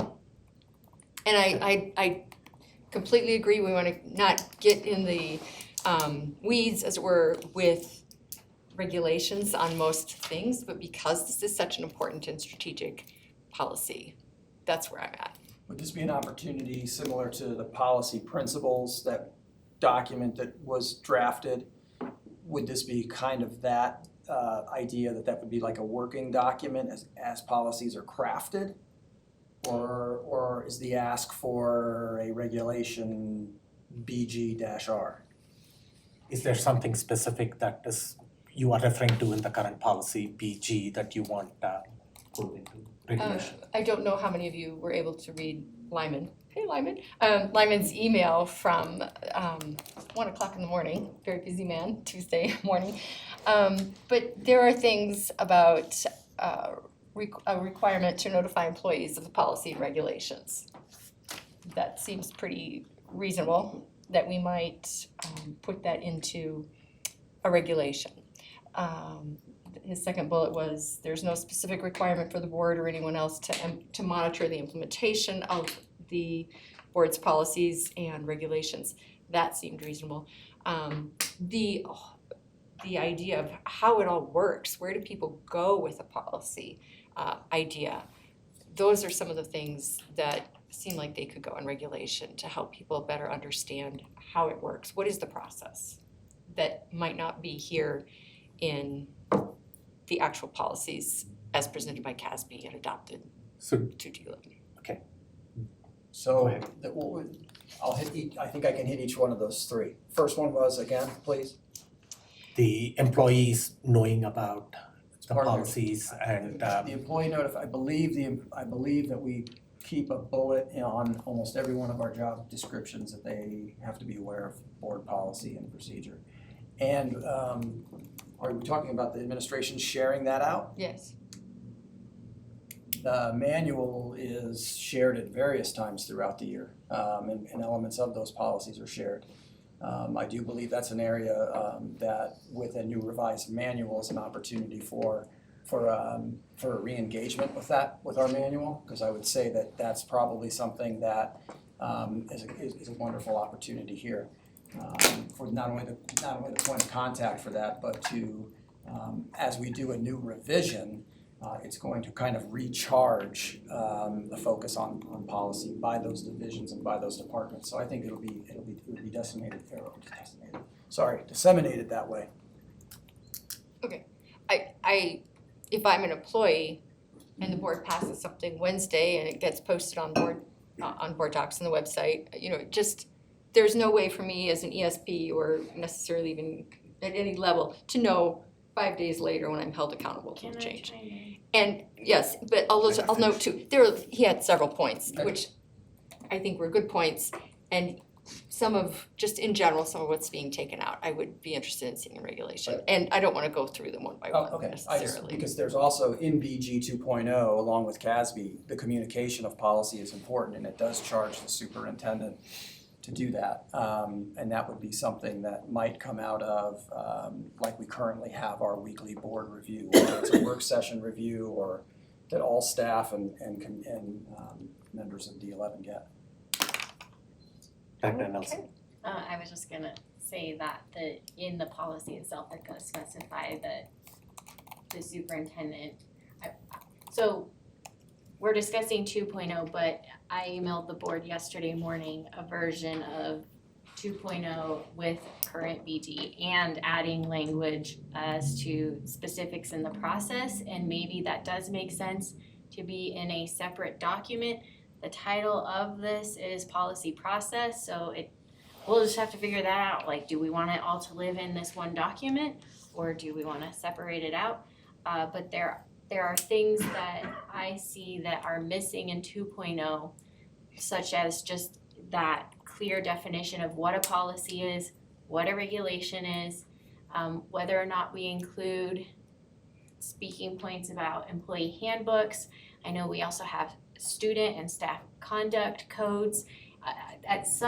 In my mind, if this is the overarching document speaking to what governs the district and how it all works, then we need to have those definitions in there so that people understand, because, who owns the student conduct code and who's revising that? And there's policy in that and operations information. So that's kind of like the nitty-gritty stuff that we're gonna have to tease out.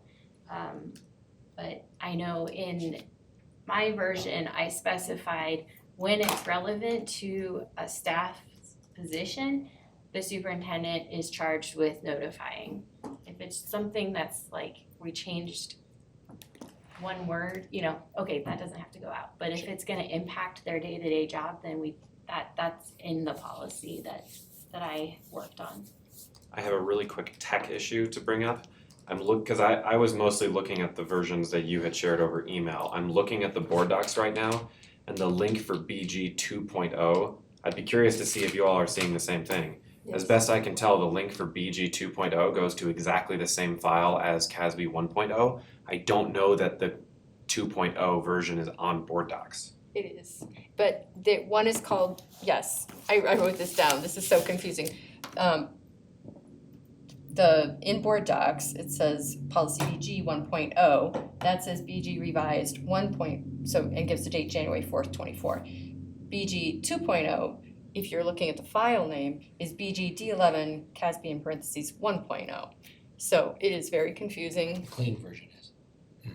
And the red line, And the red line, I believe. yeah. And when you're also looking at them, it's hard to tell which one's the red line and which one's the clean, except for, of course, the red and blue. So that is an issue. So if it says 1.0, it's really 2.0.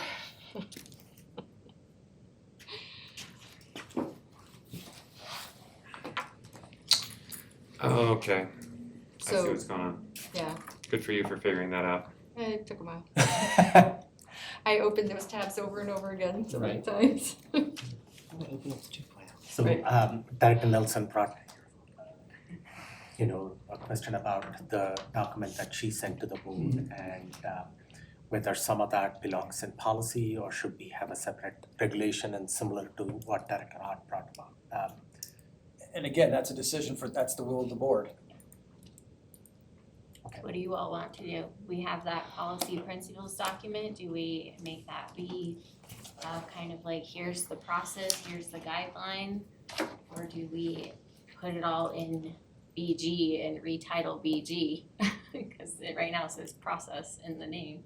And knowing that when we define that, we agreed that we are going to go at a higher level and keep policy at a higher level. So we just don't want to go there and we said number 2 and then go back into putting everything in policy.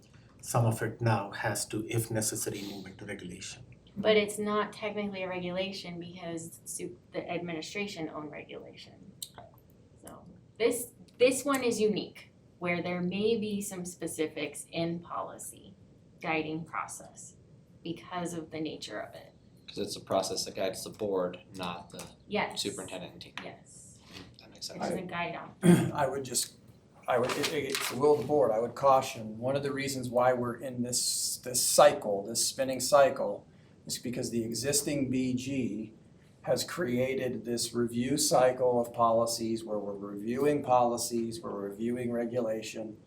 The existing BG is so deep in terms of operational that it's, this has to happen, this has to happen, this has to happen, this has to happen. So by having that in there, this is the board policy process.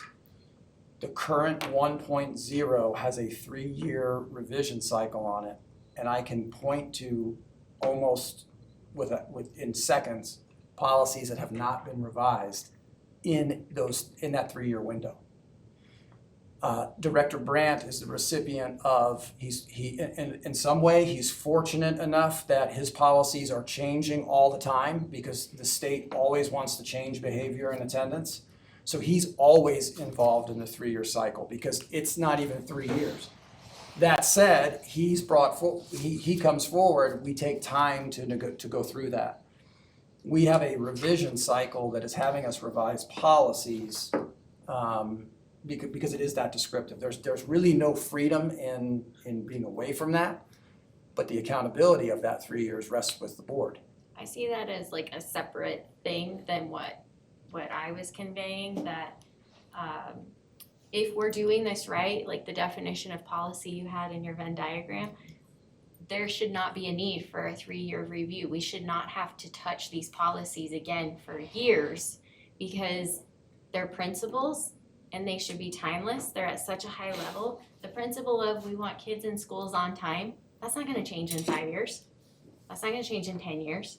So I am with you that we pull out that review cycle criteria.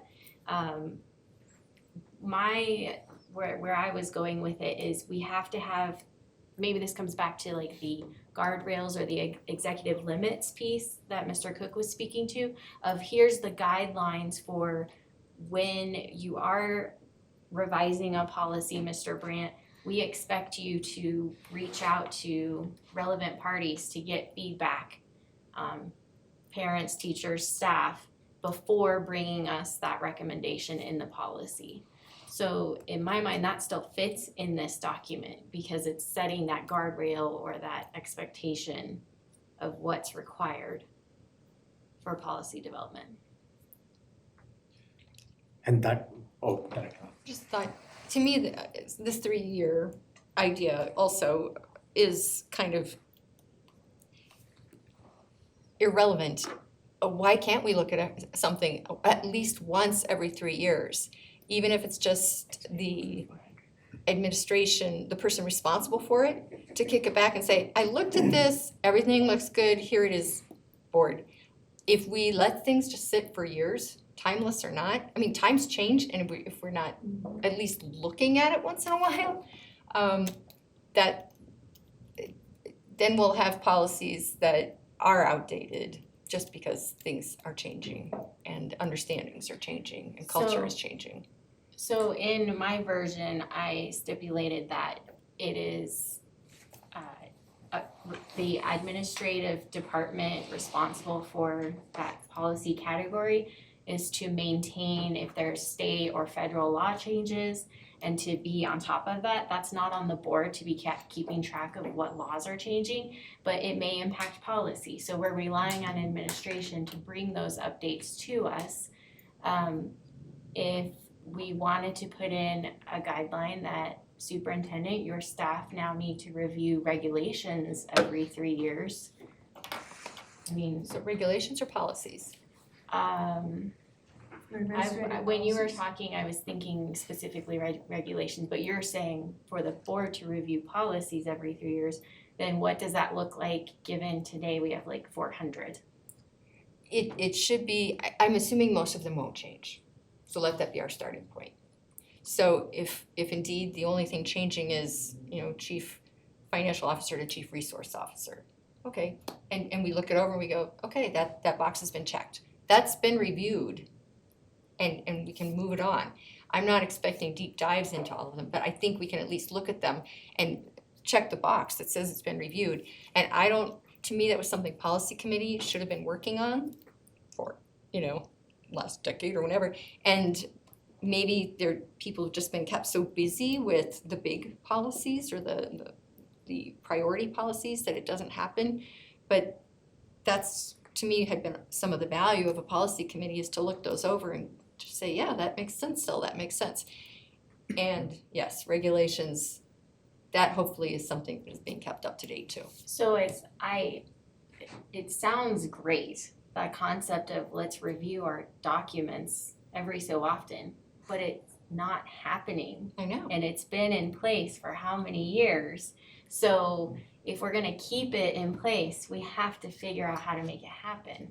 And I guess if the policy committee has been around for 20 years and we still have all these policies that have never been looked at in that amount of time, I guess I just don't understand why we would keep a requirement that we aren't even fulfilling for the past 20 years or however long the committee's been around. It's been 20, hasn't it? There are two touch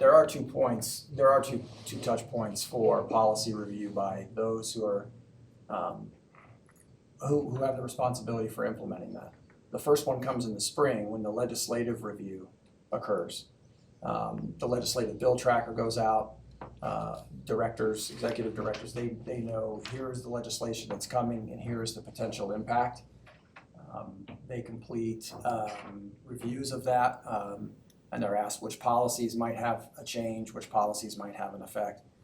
And then they're usually every department annually at the beginning of the year, as they're preparing what professional development or training they're going to provide, go back through their policies and review those. They do it informally. Then if something needs to be brought up to date, a good example of that would be the service animal policy that we've seen. There was a revision that needed to be put in place, and we brought the service animal policy forward. So by bringing the service animal policy forward and going to review and discussing which animal is a service animal and which animal is not a service animal, takes away from an opportunity to review 2 or 3 instruction policies that I know Chief Acevedo really wants to get updated so we can move forward. Director Backus. And to your point about revising and to what you just said, I would hope that in that revision process on a timely basis, whether it's 3 years or 4 or 3, just leave it at 3 since that's what the cycle has been, is that, and what I'm seeing coming forward are repeal of some of the board policies that are repetitive or doesn't fit that governance policy or a governance framework. And that is a goal. 400 are way too many, it's overwhelming. But I would like to see that our policies written at the level at which I would like to see our policies at the level at which they're written, with the regulation pieces of them taken out, that the cross-referencing and the duplication of information is held to a minimum. At the point that we are now, I agree with both of you, it's too many. It's just too many. And yet at the same time, it does need to be looked at. And one way to do that is to cut down on the number of policies. I still think we ought to throw it into AI and have it all thrown back out at us in 10 or 20 policies. Not knowing enough, I can say that. It just sounds like a wonderful idea. Put it in the Well, box. I mean, and to have it dovetail on that, I think where we went with the first hour or so was we fundamentally believe in a different structure for policy. And then the first thing we're doing is trying to retrofit that into current policy. Mhm. So why not just go with the thinnest possible version of BG that has a statement in there that says, and the goal of this board is to then go through all future policies in a timely manner or as issue presents a mandatory review, that then we're transitioning over time, that all new policies that are reviewed then come with this lighter version, and there's a process that goes after that that gets me then to the reporting and the accountability of the regulation. But saying like, I liked the stickies, to then say, how do I make number BG policy 2 or CASB BG policy fit what's currently on there? Because then we just went all the way backwards, which just says, we took Matt and took him all the way back to where we are. And if that's where we are, and like, because if this is a board decision, then the only recommendation from the administration is one board only meeting on policy per quarter, of which you all can do the things that this is, either exciting or invigorating or you feel obligated to do, and we'll continue to do the things that you ask us to do in the district. But when we're trying to do policy at 10 o'clock at night as a part of a normal board meeting, no good deep thought happens. So we sounded like we wanted to go to lean, but now we're like, well, how do we specifically make this lean one fit our thing? No, just say the lean one is gonna change the way you do everything there afterwards. Not how do I make the lean one fit? Oh, well, I like 3 years. Well, we're never gonna get to 3 years. Even with a robust policy committee who would only meet once a month, that's somewhere between 6 and 7 policies per meeting that they have to get through to get 400 policies in a 3-year cycle. If they met, I think I did, it's even more than that. Because I said 20 times a year, it's 10 times a year. So it'd be over a dozen a meeting that they would have to get through, which is unrealistic. So why set a policy that actually ensures that you won't deliver on the policy? Then you're right back to where you started, which is you have policies right now that we don't enforce because they're unrealistic. And that word, the key word in there is the transition. It truly is, and that's what I was trying to say with the review, is to cut out some of the ones that are there and just keep making it fit this new paradigm that we're trying to form. Back to Gary, you had. Yeah, I just have two thoughts. Number one is, I expect if we did wholeheartedly move to this policy governance model, that many things about our current list of policies would change.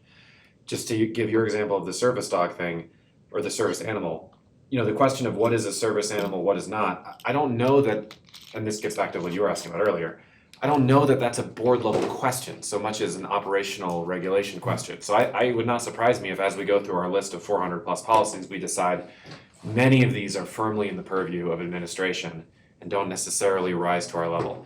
The second thing I would say though is I do think the B series policies are different in so much as the issue here, right, is division of kind of authority and responsibility. When we talk about the operations of the district, that's not board level policy because we very much hire and task Mike to do that.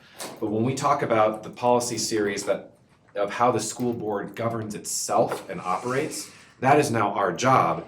And so it makes some sense to me for the B series in particular to have a decent amount of detail where we lay out for ourselves, these are the procedures we expect to follow when we're revising policy, when we're writing new policy, how we interact with the superintendent.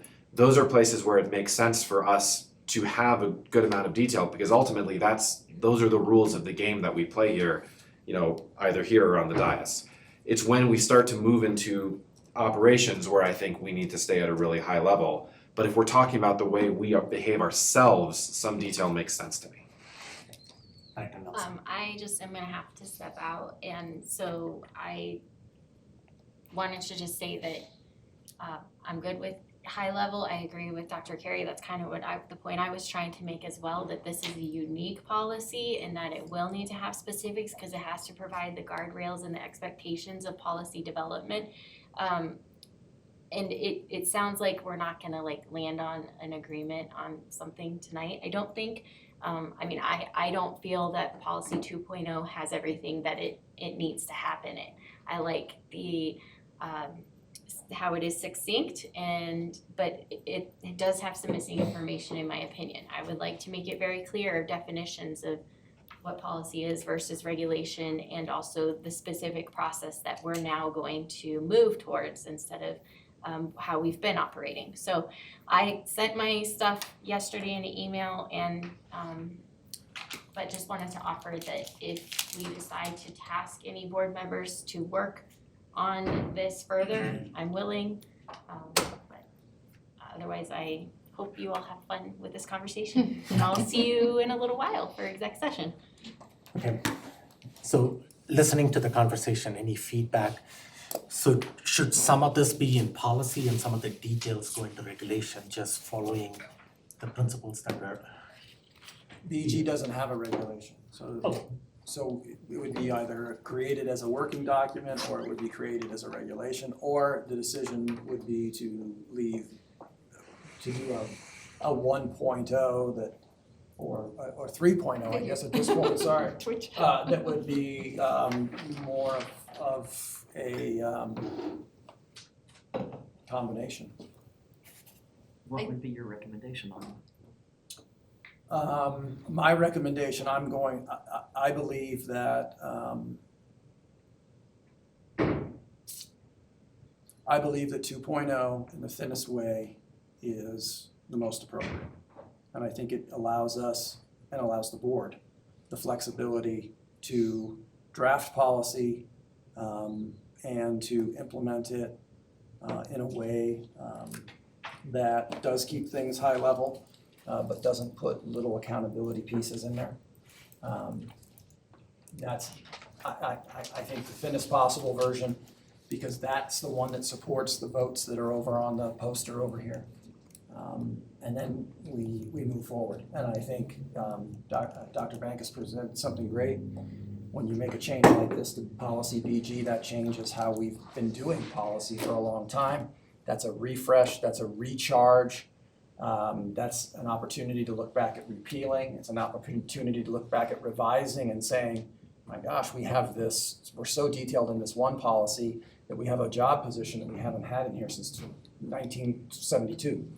So it gives us a Let me offer refresh. just a different frame. We have to start next school year with 3 policies that clearly give me the direction of what you all want to protect the sanctity of the learning environment.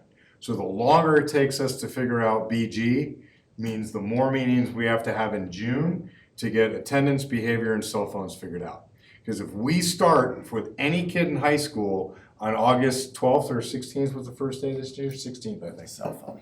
That they can have their cell phone, and that we're gonna change how we track attendance, and that they can get a lollipop or a Rice Krispie treat, and then we change it a week later, 2 weeks later, a month later, we crashed and burned on the whole year. Agreed. So I think the focus right now is maybe a thumbs, like what's the leanest way to get to that goal? That goal is, how does this board stamp it and say, here's what we're doing about policy. Call it whatever governance model you want, call it whatever Matt says that Mr. Carver designed. We want to know that our teachers are informed and empowered to know that every instructional minute is theirs to advance our children by prioritizing attendance, having consistency in behaviors, and having the students' attention for the whole time. It reminds me so much of where we were last year, and we got to the parent pledge.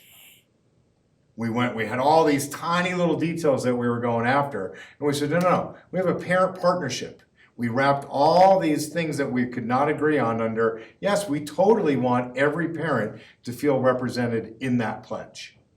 Some parents might not agree that we needed a pledge, and some parents might be on the opposite side of how to interpret that, but we put out a document that says we believe that parent involvement is a two-way street for our educational opportunity.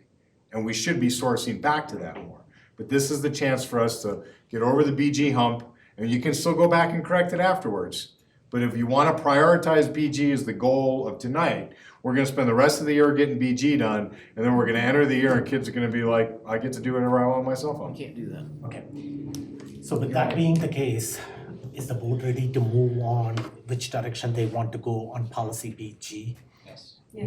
Okay, what's on the table is a revised version of the CASB BG policy, which is BG policy 2.0. And to Director Carey's point, is there anything specific? If we agree that the thinnest version, BG policy 2.0 is the direction to go in, show of thumbs, is that the way that we want to go in at this point in time? BG policy 2.0, 1, 2, 3. I'm happy with saying that's the direction. I don't know that I've seen a singular draft that's ready for prime time, if that makes sense. And what is missing in the version, that BG policy 2.0, that you would like to address? I don't know that I would be prepared to give a specific.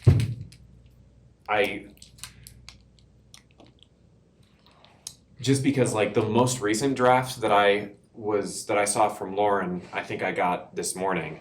The draft that I was looking at last night had, references to a first vote, a second vote. It had embedded images rather than text in places. It just seemed like a hodgepodge to me. I haven't had time to look at Lauren's latest version and really start to think about whether that has everything I need. Is there a different version than the one that she sent to the board yesterday? When you mean latest version? I think she sent one. That's the one she's talking Yeah. about. Okay, that's what. Yesterday morning at 10. Yeah, yesterday morning at 10 o'clock. Okay, To follow up with Director Carey, so I ran the copy up. I have copious notes, which will take, just for me talking, will take a very long time. I would like to put this in place. We can always come back and revise it. I want to get on to what's going to happen in classrooms, behavior, cell phones, and attendance. That's where our work is supposed to be in order to fulfill our board priorities. Yep. So I would like to just, it's not set in stone, it's just approved, and let's move on and get to the things that are going to make the biggest impact on our kids. And I would hope that it would, give the framework to repeal some of our policies, that it would give if we still have a policy committee, I went to the bathroom, I don't know what that conversation was. If we still have a policy committee, to take a look at what we can repeal, what we can send over to regulations, and give ourselves and our leadership team in the schools the guide rails that I keep hearing, the guide rails that they need in order to be able to say, I need to go to regulations, and regulations are easier to change depending upon what's happening in our schools. So I'm ready for a vote. Which we won't have tonight. no, I'm just what I talking would about the suggest is, Okay. this is, if the board is alignment with 2.0, you can bring this as a non-action item. At some point in time, the board has the opportunity to amend things as it comes as a non-action item, and then it has to come 2 weeks later as a action item.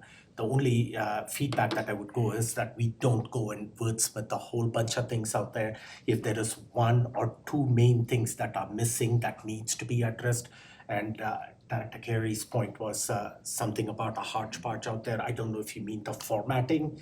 If it's the formatting, let's fix the formatting before it comes back to the board in non-action. Director Raj. Are you talking, I'm sorry. Do you want, just go ahead and follow up? Are you talking about in the fall? No, it'll come back right now at the next board meeting as non-action item, BG, to make it progress through the cycle, and we can adopt this. If that is the will of the board, that we want to move along with this policy and we want to adopt it before the end of the school year, and then we can move on to attendance, discipline, and cell phone policies that we want to talk about and go. Well, going through behavior, cell phone, and attendance take as long? Well, we'll see where Hopefully it not. goes. We heard that there's a distinction in the B series, so if we had all of our energy there, when we move over to attendance, we should be able to see a red line version that stays at 35,000 feet that we're good with, right? There's the litmus test. Correct. And we can get it done this year. Yes, that's the, yes. That was gonna be sort of my comment, is there seems to be a consensus that we want to be addressing policies at that higher level, except with the unique exception of maybe the B policies. Whether or not we have BG in place doesn't mean we can't move forward with the other ones with general consensus from the board. We should be able to move those ahead regardless of any other discussion on policy BG, in my opinion. I don't know what the holdup would be.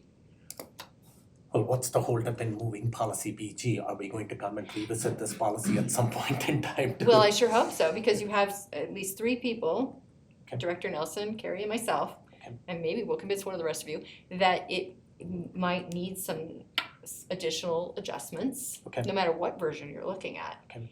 But why should the other ones be held captive? If we as a board are in consensus that we're willing to go generally to the number 2 version here, include purpose and principles only, we can do that for attendance and discipline and maybe the cell phone policy. Okay. Yeah. My thinking was that it set the parameters under which we were gonna develop the other policies. How can we develop the other policies if we haven't come to consensus on what it is that our board policy process is going to be?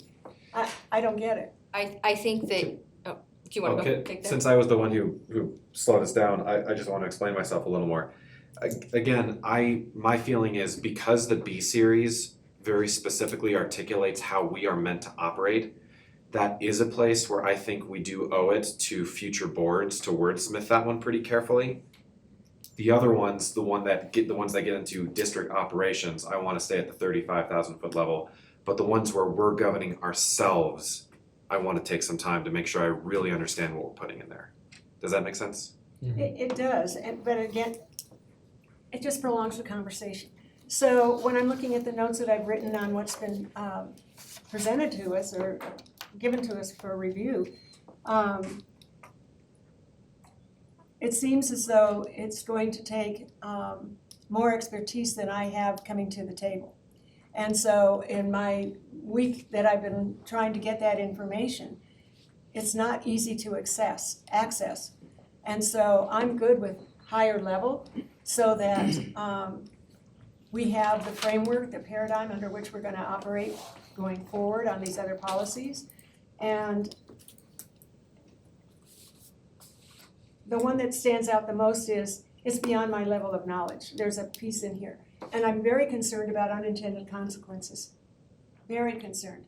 And I don't wanna, some things I'm willing to give a try for and find out, we'll collect the data and see how it goes. But other things I'm just not. And there's a lot of here that I'm not sure what the unintended consequences are. And that holds me up. Okay, and again, I'll throw this to just keep this short and concise and to move on from this. If there is anything missing in 2.0 that can be added to it, please provide that feedback. Is there something at this time that you want to address, or is it like all of Lyman's points kind Yeah, of? I could read your Lyman's points. Okay, And no, Lauren's that's fine. points. We don't, And we've all got that my email out points. there. So, I just Gauging. forewarn you all that when you adopt all those points, Yeah. if you make these next 3 ones short, they have no foundation to stand on. Because you're literally just retraining yourself to and if that's where the board wants to be, that's fine. But then we're gonna go back with the giant red line that Chris has for the attendance policy. You have to reset BG to say we are now operating policies differently. We don't need to know all of those things we've done before. We can make those corrections, but I feel like we're literally saying, I'm going on a diet right after I ate that pizza. Then I'm gonna go on that diet. And so it's like, I don't think we're that far. If it's 4-3 right now, then get the 4, whichever way it goes. And if 4 of those say, no, we need to actually hash through BG 2.0, then we need to take another week to hash through BG 2.0. But if 4 say that you're good on BG 2.0, then the will of the board is we move forward. And then you have the authority to make new policy in a way that this district has not made policy in decades. And remember, 2.0 is not much further from what CASB says, this is what your BG policy should be. And I get it, every district's special and every district thinks it's different. We brought in CASB today to level set that says, you guys are making giant mountains out of little tiny molehills. Because you want that to be important. What you want to be important is that we can say, look how many more kids are coming to school, look how much better the behavior is, look how much more attention they're paying, and now we went from 15 schools to 7 to 3 to 0 on the watch list. And then yes, we'll get a policy award from CASB, and maybe we'll get to speak at their policy session. Right? And I'm being facetious on purpose. Okay. So the way I see it, reading the board and wanting to move on from this discussion to the other things that are on the thing. If the board is comfortable starting with policy BG 2.0 and that will be brought to the board as a non-action item, you are certainly welcome to provide some amendments to that policy at that point in time. And if the collective will of the board is to accept some of these amendments to incorporate into policy 2.0, that's going to come as non-action and action when it comes as non-action. But if the board is comfortable without having to add any revisions to it at this point in time, going with 2.0, that's what I want guidance on. If the board is comfortable bringing this as a non-action item, and then we can selectively add without going into too many details, so we have a clear process in place by the end of the school year. You can still tweak at non-action tweak. next week if you've Yeah. got your specifics ready to go. Yeah. But I think to not go onto policy 2.0 here is just to say, thanks, Matt, but we're still gonna do what we want. Yeah. I mean, that was the whole point of him coming here. So like, we need to understand this and then move on. And if some of it is high level at the policy level and some of it has to go into regulation, we And then move it. Great. go along with it. So is the board comfortable with that? Okay, to bringing board policy, Director Hafley to, you're good, okay. So that's what we'll do, bring that skinny 2.0. And the board has the opportunity when it comes as non-action. Again, I don't want to get into lengthy discussions at the board dais. That's not what we are doing at this point in time. If you have concise tweaks to that policy, you certainly can provide that tweaks to the entire board and copy Dr. X and Superintendent Gall on this too. Okay, the next step in the process. Okay, so next we've got about an hour left, a little less, 50 minutes, and we are going to go into attendance series. I'll bring Director Brandt over as well.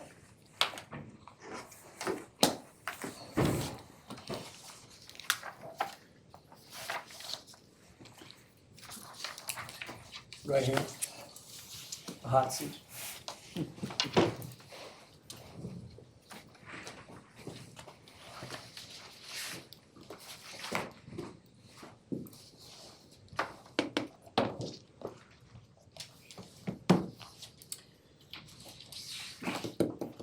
So I know that attendance was on the work session and been brought to non-action, and we've brought it back to do some revisions. I will allow Director Brandt to discuss kind of what has happened since the non-action evening at the board meeting, last meeting.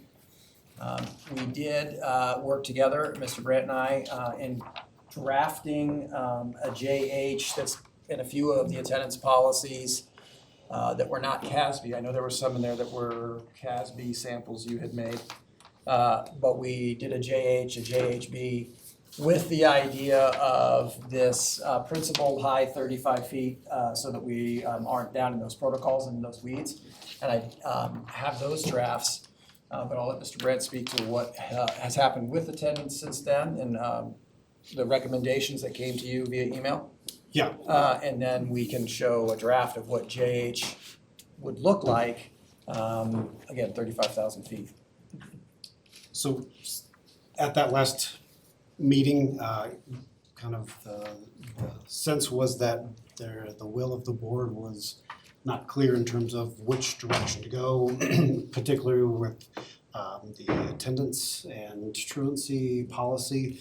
So really the only recommendations that kind of considered were more grammatical that were provided by Director Ott in formatting, and so those were adjusted and made in terms of what I moved forward with getting uploaded to the board docs.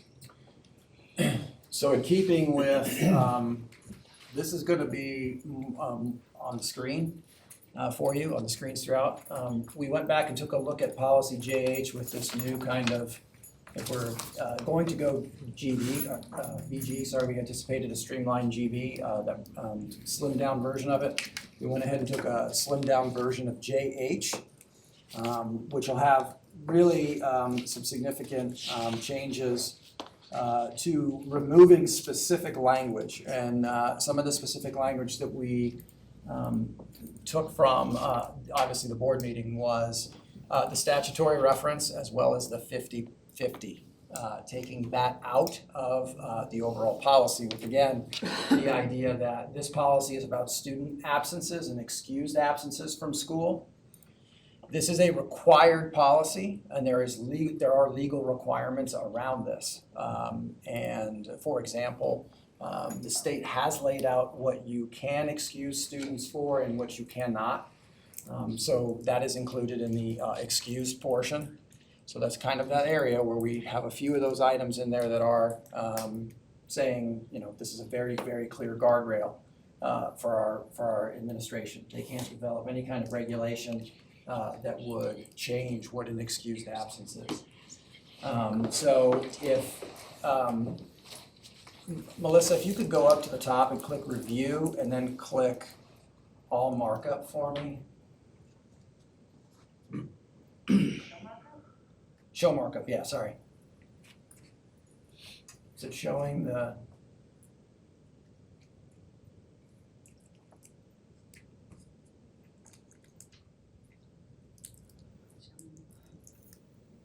Might hover over those red lines. Are they on there?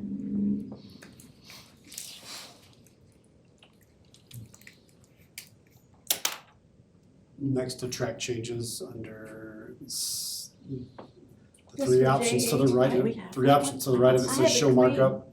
I just have clean. Yeah, me too. Yeah, it should show it all. So this JH is not one that's loaded in. Did you email? In there. Melissa emailed you this one though. Oh, just now? Yeah. Thank you, Melissa. Sorry.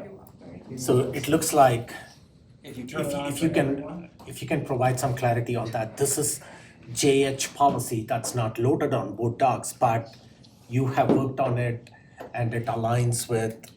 Yeah, Chief Brent and I worked on it under the idea that it aligned with, Director Brent, with number 2, a slimmed version of policy revision.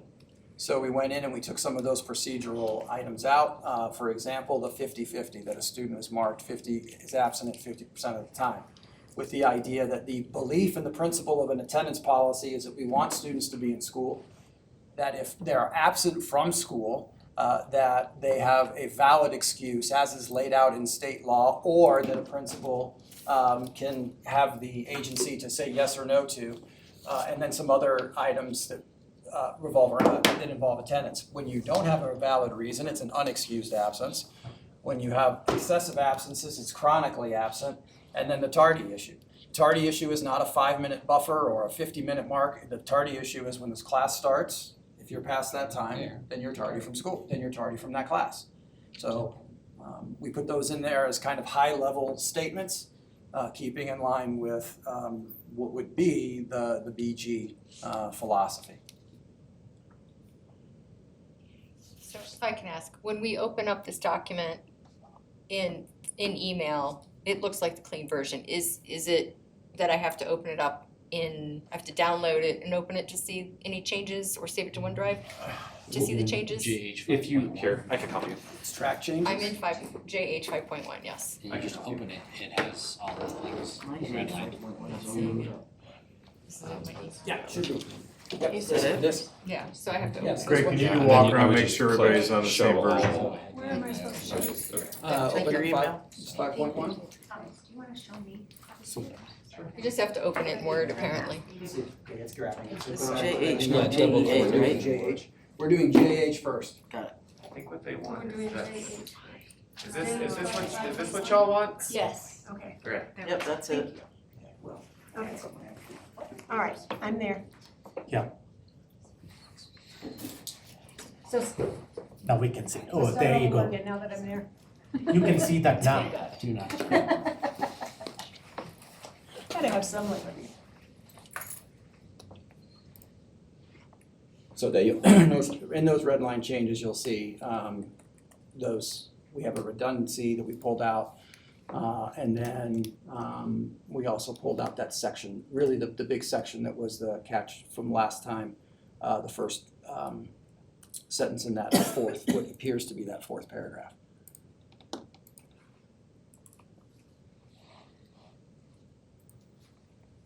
I can definitely see where you've brought it higher level. You know, overarching statements, you know, as applicable, district may require suitable proof, and then you don't have to list 1 through 10 of suitable proof ideas. You know.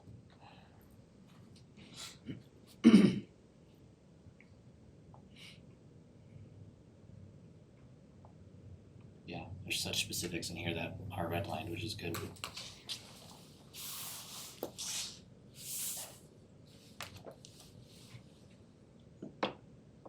Wait a minute.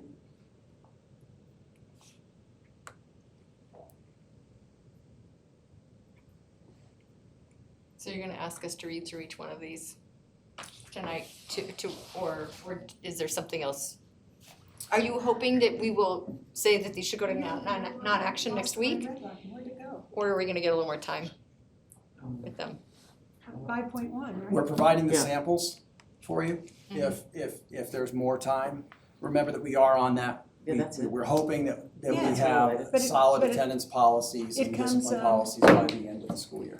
Right. It doesn't come Ready to redlined. go for next year.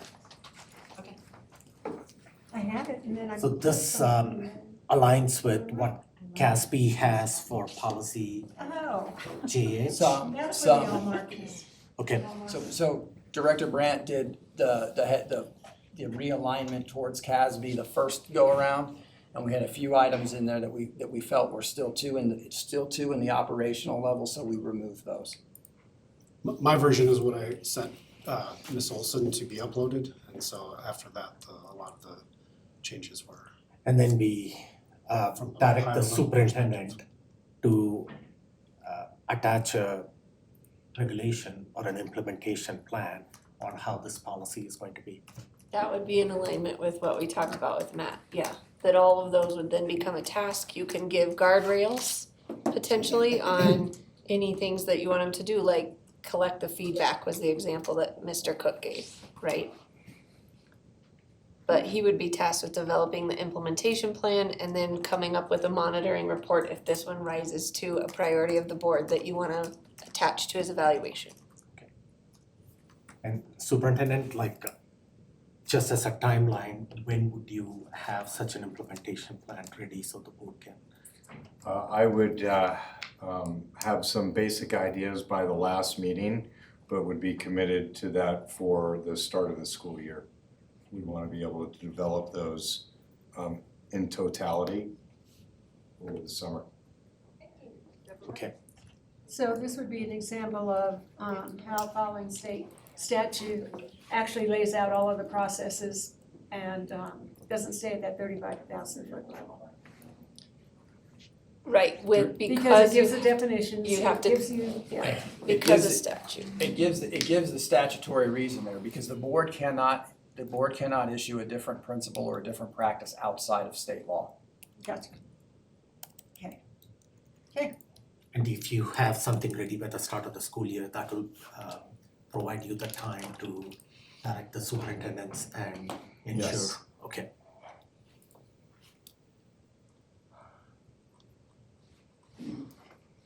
Okay, how do we, what's the expectation here, like going back to what Dr. Art was asking? Are we going to be, is this something that you expect feedback on at this point in time? Or is this, if the board is okay bringing it up as a non-action item again, at that point in time, the board can amend this policy if something is, needs revision according to the board? Is that, go ahead, Director Bankus. I'm on page 4. I'm on page 4, 2 paragraphs above chronic absenteeism absenteeism. And it says the administration will develop procedures to implement appropriate penalties, where before it said the school administration. So that would, if we had left in school administration, then each school got to set their own standards. But by saying the administration, we're saying the district administration, is that what the intent? Could be any level, Pardon me? could be any level that he decides. Could be any level. Superintendent might say it's area superintendents, it's principals, it's APs, it's student services. He decides by leaving it blank. It's the overarching 35,000 foot. Gotcha. Okay. What we want is Superintendent Gall, and if this is the will of the board, a consistency in applying this throughout the school district, maybe at every level. Elementary schools follow a certain consistent thing, so when we visit schools, we don't have one school keeping attendance one way and another school keeping attendance. Yeah, and more importantly, when we present data to you, you know Exactly. that the data is reflective of a consistent Consistent practice. pattern. And that could be different at elementary, middle and high school, but at least at every level, we maintain a consistent policy and implementation. And that's communicated clearly to your building principals. Okay. Any other feedback that the board wants to provide with this policy? Is the board comfortable with this policy coming as a non-action item at a future board meeting? And then if again, we follow the same process with BG, if you have slight tweaks to it after taking a look at this, you can bring it up at that point in time. And the implementation of the regulation that goes with it, Superintendent Gall is going to develop it. He may be able to provide a high-level overview of that by the end of this academic year, but more of it in early August when we reconvene again. Good? Okay. Oh, do you need me? Okay. Yeah, Director Hafley, you good too with this? Okay. Sorry, I thought I. Okay.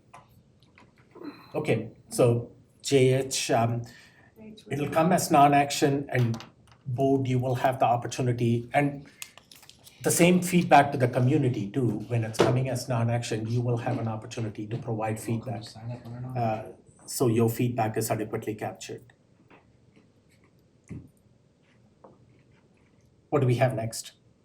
JHB, which is truancy. Okay. Should we again be looking at the email version? Yes, please. Oh, thank you.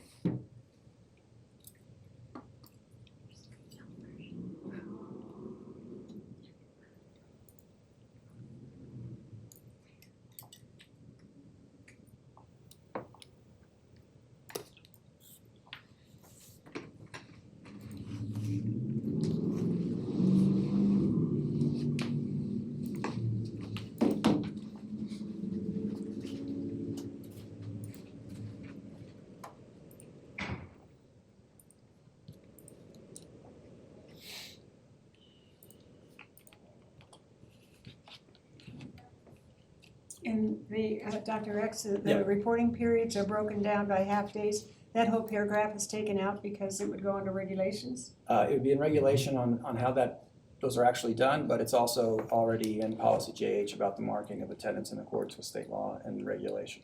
Excellent, thank you. So no cross-reference.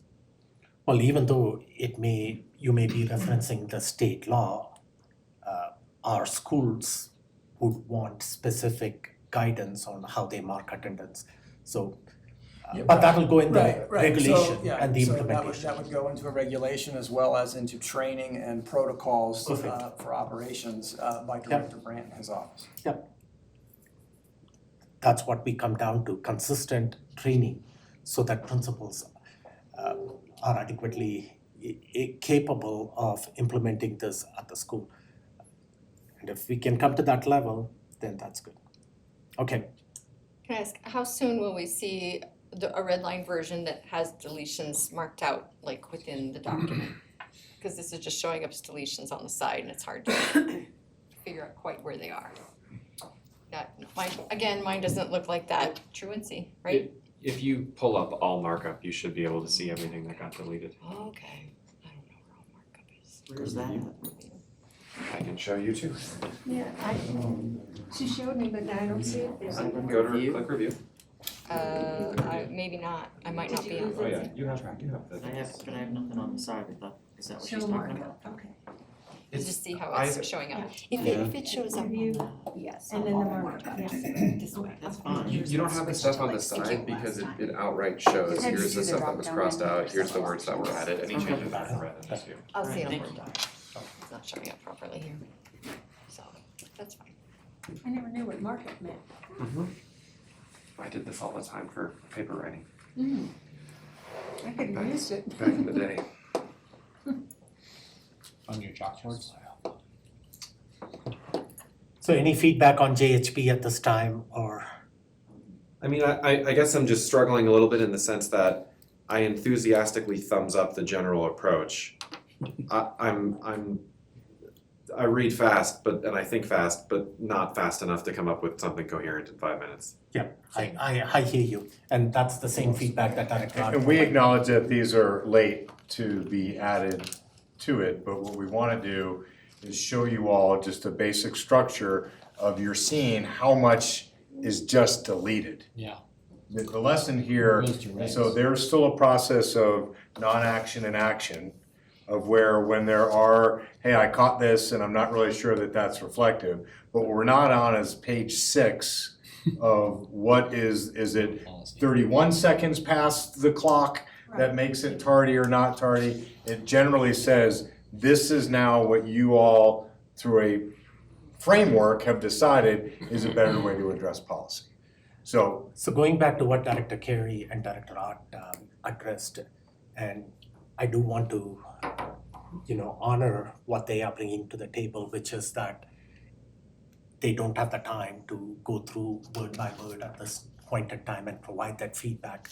Is there an opportunity that they can circle back after reading this policy and provide that feedback collectively to the entire board? And Director Nelson is missing too in this, so I want to include her in So this that should conversation. come to you, and then you or a designee of you. Yep. And then you can send that to Director Brandt and to myself. Okay. And then we'll take it from there. Okay. So you heard Superintendent Gall's feedback on that. If you can send that feedback to me, and you can copy the rest of the board too if it is necessary, so all the board is aware. So this is coming in a rapid cycle to the board. It's coming as non-action, possibly if the board is comfortable with it, next week. And then we will have a couple of weeks break. By the end of the month, we may have a special meeting, or early June, we can adopt all these policies as one set as action before we break up for the. So we do have some time in between non-action and action. So we wouldn't look at each one separately, we would just They'd be together. Well, all the attendance policy could be lumped together, all the discipline policies could be lumped together. But if the board has some specific feedback that they want that's not addressed in this policy, you will have time between now and next Wednesday. With this information, it'll all be loaded in board docs in the next couple of days. And we'll go from this leaner version of the policy as the base policy and go forward. Go ahead, Director. Yes, thank you. You can see the questions on Yeah, my face. okay. So tonight, we had a lot to read, and I'm not sure how you feel about trying to have every single one of those policies ready for us by next Wednesday, i.e. this Friday. What I want to know is, like, these 4 policies, are they your priorities? And are these the 4 we're going to expect to see? Or are we going to expect a dozen or 20, however many it was, of the policies for next Wednesday? No, Because- if the board is comfortable with it, yeah, the board is, Just the 4? okay. These 4, let's take these 4 attendance policy along with policy BG, which we talked about earlier. And then we don't have the time to discuss the discipline policy now. We need to move on to the other thing. What I would ask is the other 2 policies that are there, which the board has to review because of the law change, which is the discrimination policy. So if you can provide feedback on those, so we may just have to push the discipline policy for a future work session before we can address it. We do need to go into executive session. But if the board is comfortable with these 4 policies coming up as non-action and we can provide feedback on it along with policy BG, then at least we are addressing the attendance policies and the policy process. I would note, I'm perfectly comfortable with if there's some priorities in the discipline area too. Yeah. But maybe not all of them.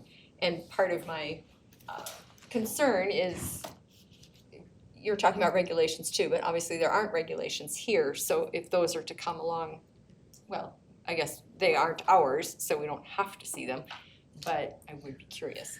We So- will provide them. We're gathering data for the end of this semester with a sample set of schools to really understand. We hear a lot of anecdotal, transportation, time, other things. We're collecting that data now. If you go to the schools in the sample size, and we can provide that to the board, you'll see that there's an AP or a dean who now collects the tardy data at that school. Well, the first thing we did over Christmas was we let the students self-select. And then what we just got was transportation. And then when we looked into that, 85% of those kids don't take the yellow bus, and our yellow buses to those schools were running at 95% on time. So we needed more information on transportation. And so, we have general beliefs of where we want to focus, but we want to use the data to inform that strategy instead of just having a bias towards the data with the strategy itself. So you're saying that will impact basic regulation too? I think, yes, it Okay. will, because part of that was understanding what practices are in place at the different grade bands in schools, and getting the best practices that existed there to inform the regulation. All right. And just assuming we are moving forward with the new version of adopting CASB and or staying at that high level, I do hope that we won't, well, let me just be perfectly blunt and honest, spending as much time as one would hope that we would do with policy to do a quality review and then learning that you had these when we pretty much felt like we were moving to this newer high-level idea. I feel like I wasted a lot of time on reviewing policy. And so hopefully that won't happen in the future. Just, whether or not I choose to spend 6 hours looking at policy or 6 minutes, this would have been a good day to do 6 minutes, is where I'm coming from. This would have been a good one. Good day to do 6 minutes worth of preparation instead of 6 hours. So that's where I'm coming from. But I'm glad we can have some focus Well, moving since we forward. didn't know which direction we I were think it going was- in, 1 or 2. It's So they noted, provide- we're late to post these, and we're moving with the intentionality of still being ready for the beginning of the school year. Like that's the end And goal if- for sure. We've been a new board since we seated in December, and we're no closer, well, we're a lot closer now, but coming into today, we were no closer than the initiatives of the new board in December. So now we're running out of time, and we'll have a special meeting to have ourselves framed out. At least we don't have 700 pieces of legislation to approve before next week, this week. And Okay. and Director, Go ahead. a lot of the other pieces that you did prepare for, those are the ones we would still bring forward based off the initial time there and the feedback. One of the only other exceptions to one of the 4 that were just posted would be one that the compulsory school attendance age, which is not required by CASB, which is Dr. Banka said could potentially be, since it's not a requirement, it could actually be repealed. Since it's already state law that kids have to go to school, do we need a policy on that? So that was just fitting in that vein. So those 4 were just kind of a taste of what they would look like coming forward. So Okay. all of your work still has lots and lots of. But you're not bringing those. These are It ready. sounds like Yeah, you're they'll saying- absolutely. Mr. Director Brandt's ready to do other ones. He can talk about other ones. The 4 we put in there late today was one of them was to address the issue of the 50-50, to streamline that, pulling that out. And then the other one was for a repeal. So, So the sorry. ones that were posted that were in board docs, Yes. that Director Brandt, he's ready to speak to those. okay, These 4 were just late because we made last minute change. So we will see, thank you for your patience with us, we will see these 4 and all of the others? Is that what you're saying? That was the intent, Okay, All of the discipline policies that you're talking about? correct. All 35 of them? everything that was There you listed on have it. board docs, we will see, with the exception of these 4, which will be updated this way. And if not, we will note to a message to the board what we were not able to complete, But to we, save the time. okay, but we won't see new versions of all of the others before No, from, because Director Brandt is ready to speak to those other versions he Thank you. posted. okay, well, I feel better. I'm 5 hours down already toward Okay. those. Thank you. So just to summarize and to have clarity on this, at the board meeting next week, what's coming as non-action are these 4 attendance policies and BG. Are we talking about bringing the discipline policies next week? We just don't have, So you tell us what's the rate of consumption and we'll Yeah. abide by that. and I think at this point in time, if the board is comfortable with it, there could be tweaks to each one of these policies from the board.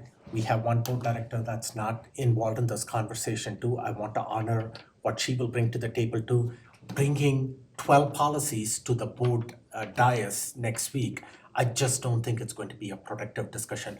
We are going to be talking about it till 10 o'clock at night. What I would prefer is, if the board is comfortable with it, bring policy BG and these attendance policies.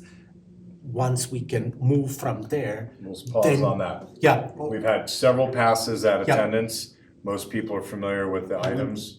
We'll do that. We'll use that to understand what worked and what didn't work in this new philosophy. And while that will, in parallel, we'll be working on behavior and taking behavior, the learnings that have come from the facilitated cell phone policy Yep. to have that drafted. Yep. So I'm clear, which 4 policies, attendance policies? You, the one that is there in the email that you I sent haven't us out. seen the email yet.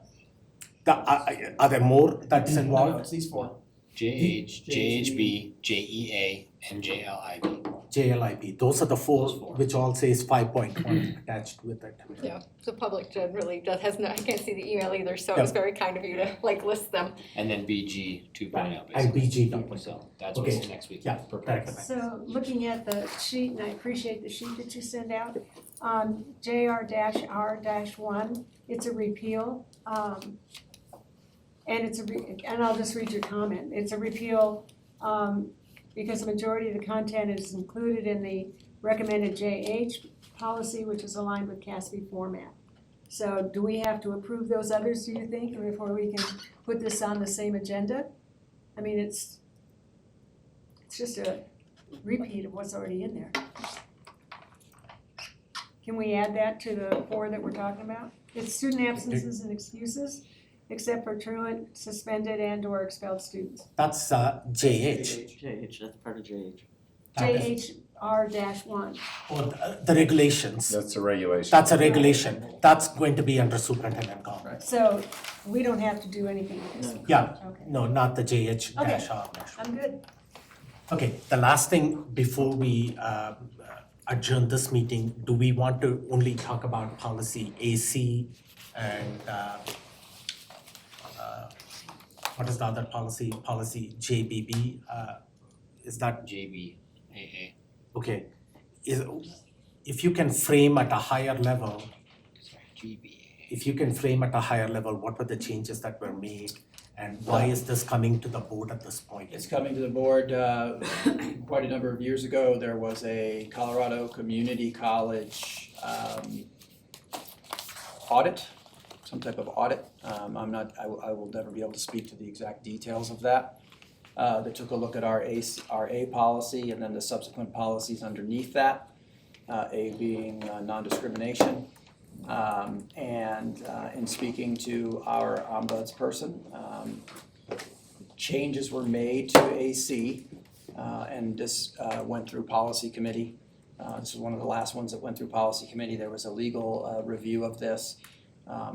New language was added to fit that audit, and then all of the other edits are to align them to CASB.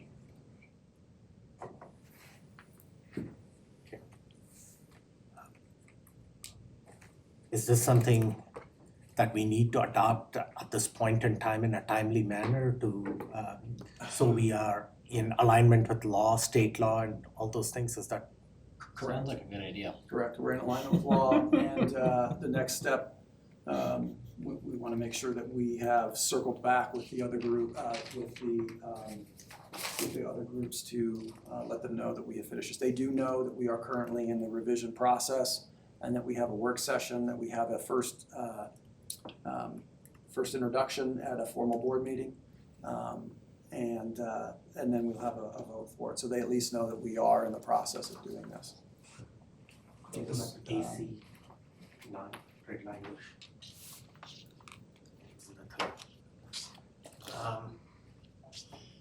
So all the changes that were made is required by law? Is that what, or it's recommended? Okay, AC, just AC red line. You said no, not on. So this one, No, that's regulation. this one, I see non-discrimination. Yeah, the next one's Clean. Yeah, there you go. Go to mark. Oh, no, this is how. So that's the AC policy red line. So all that language is required by law, all those definitions and everything that we have in there? Correct. Okay, So there's really nothing for us to talk about, because it's already in statute. Oh, that, And this one, the clock is ticking. yeah, can we just And add as- this? yeah. Is right. And if that is the will of the board, then we can certainly bring that. And it's gone through policy committee. This went through policy committee, it also did receive a review by district's legal, By what? the district's legal team. District's legal counsel, The lawyer, Legal legal counsel. counsel, legal counsel, because this is required, all these languages apparently required by law, so, So Well, there you go. I propose that we add this to our 4 okay. I policies. concur. That's the second, I agree. Thank you. Okay, There's no second, is there's the no board motion. comfortable with adding this next week, Let's take if it. it's, okay, great. Did you give a thumbs? Okay. He hides his thumbs. I can't see him all the time. Votes last, always Okay, be so right. that one's- So then, if the board is comfortable, we will table the behavior policy series for a future point in time. Starting with the JBBs, JK, JK. JK, that'll be the JK series. So, Oh, But down we here. will be getting to them before the schools. Okay, Yes. that's fine. In that same line of questioning, is Chris Brandt and your team going to come back with the lighter purpose principles version of all the behavior stuff? on JK. On the behaviors Yeah, I think, series of things? I can't, Director Brandt can answer the question that, how close they are, they're pretty, I didn't think they Spot were on. that bad. I think it's more the Operationalization. operations of how we help teachers and schools. So yeah, shouldn't be that heavy of a lift really.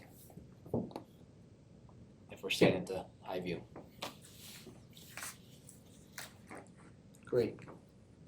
Anything else that we need to discuss at this point in time with this? So those are the first 3 policy, 1, 2, and 3 will come as non-action on the board agenda next week, and then at a following board meeting action.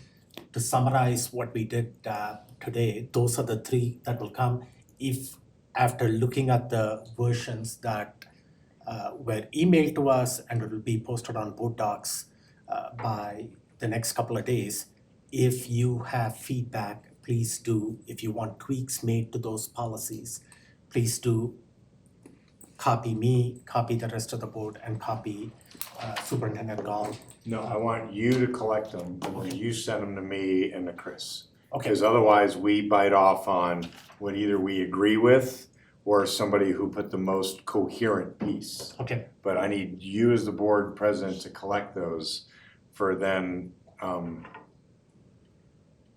okay, you to direct me great. what you want to have happen. Okay, so would you please direct it to me, the tweaks that you have, and then I can coordinate with you and with the rest of the board too in making sure that it goes to Superintendent Gall and it's being addressed. Okay, great. And just to confirm, so you said the 3 policies. So can you just name which ones those No, are? I mean like agenda items 1, 2, and 3. Okay. The agenda items in the work session 1, 2, Okay. and 3. Policy BG, attendance policy series, and policy AC, GBAA, and whatever Okay. is in that. Thank you for And clearing it's- that up. Can I ask one question about GBAA?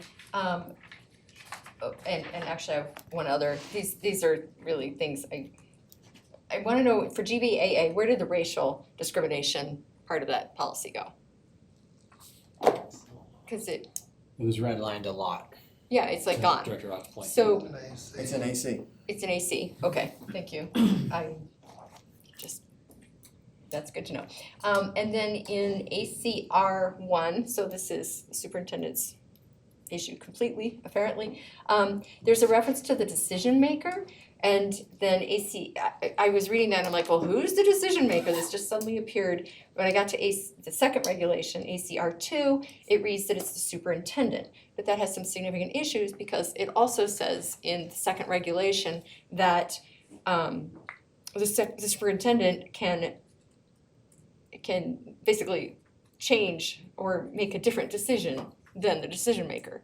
So the decision maker is the superintendent except when he's not, and it also flips back and forth for part of that in AC2R with the ombudsperson's decision and the superintendent's, or decision maker's decision. So just take a look at that maybe and get that one way, the other, who is, I'm like, is it God? You know, so I just, yeah, could use some definition.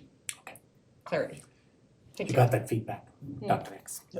Okay, with that, we will adjourn this meeting at 6:51 PM, and in 9 minutes, we are scheduled to be there at the boat dais, so we get a little break before we get to the special meeting. Alright, thanks.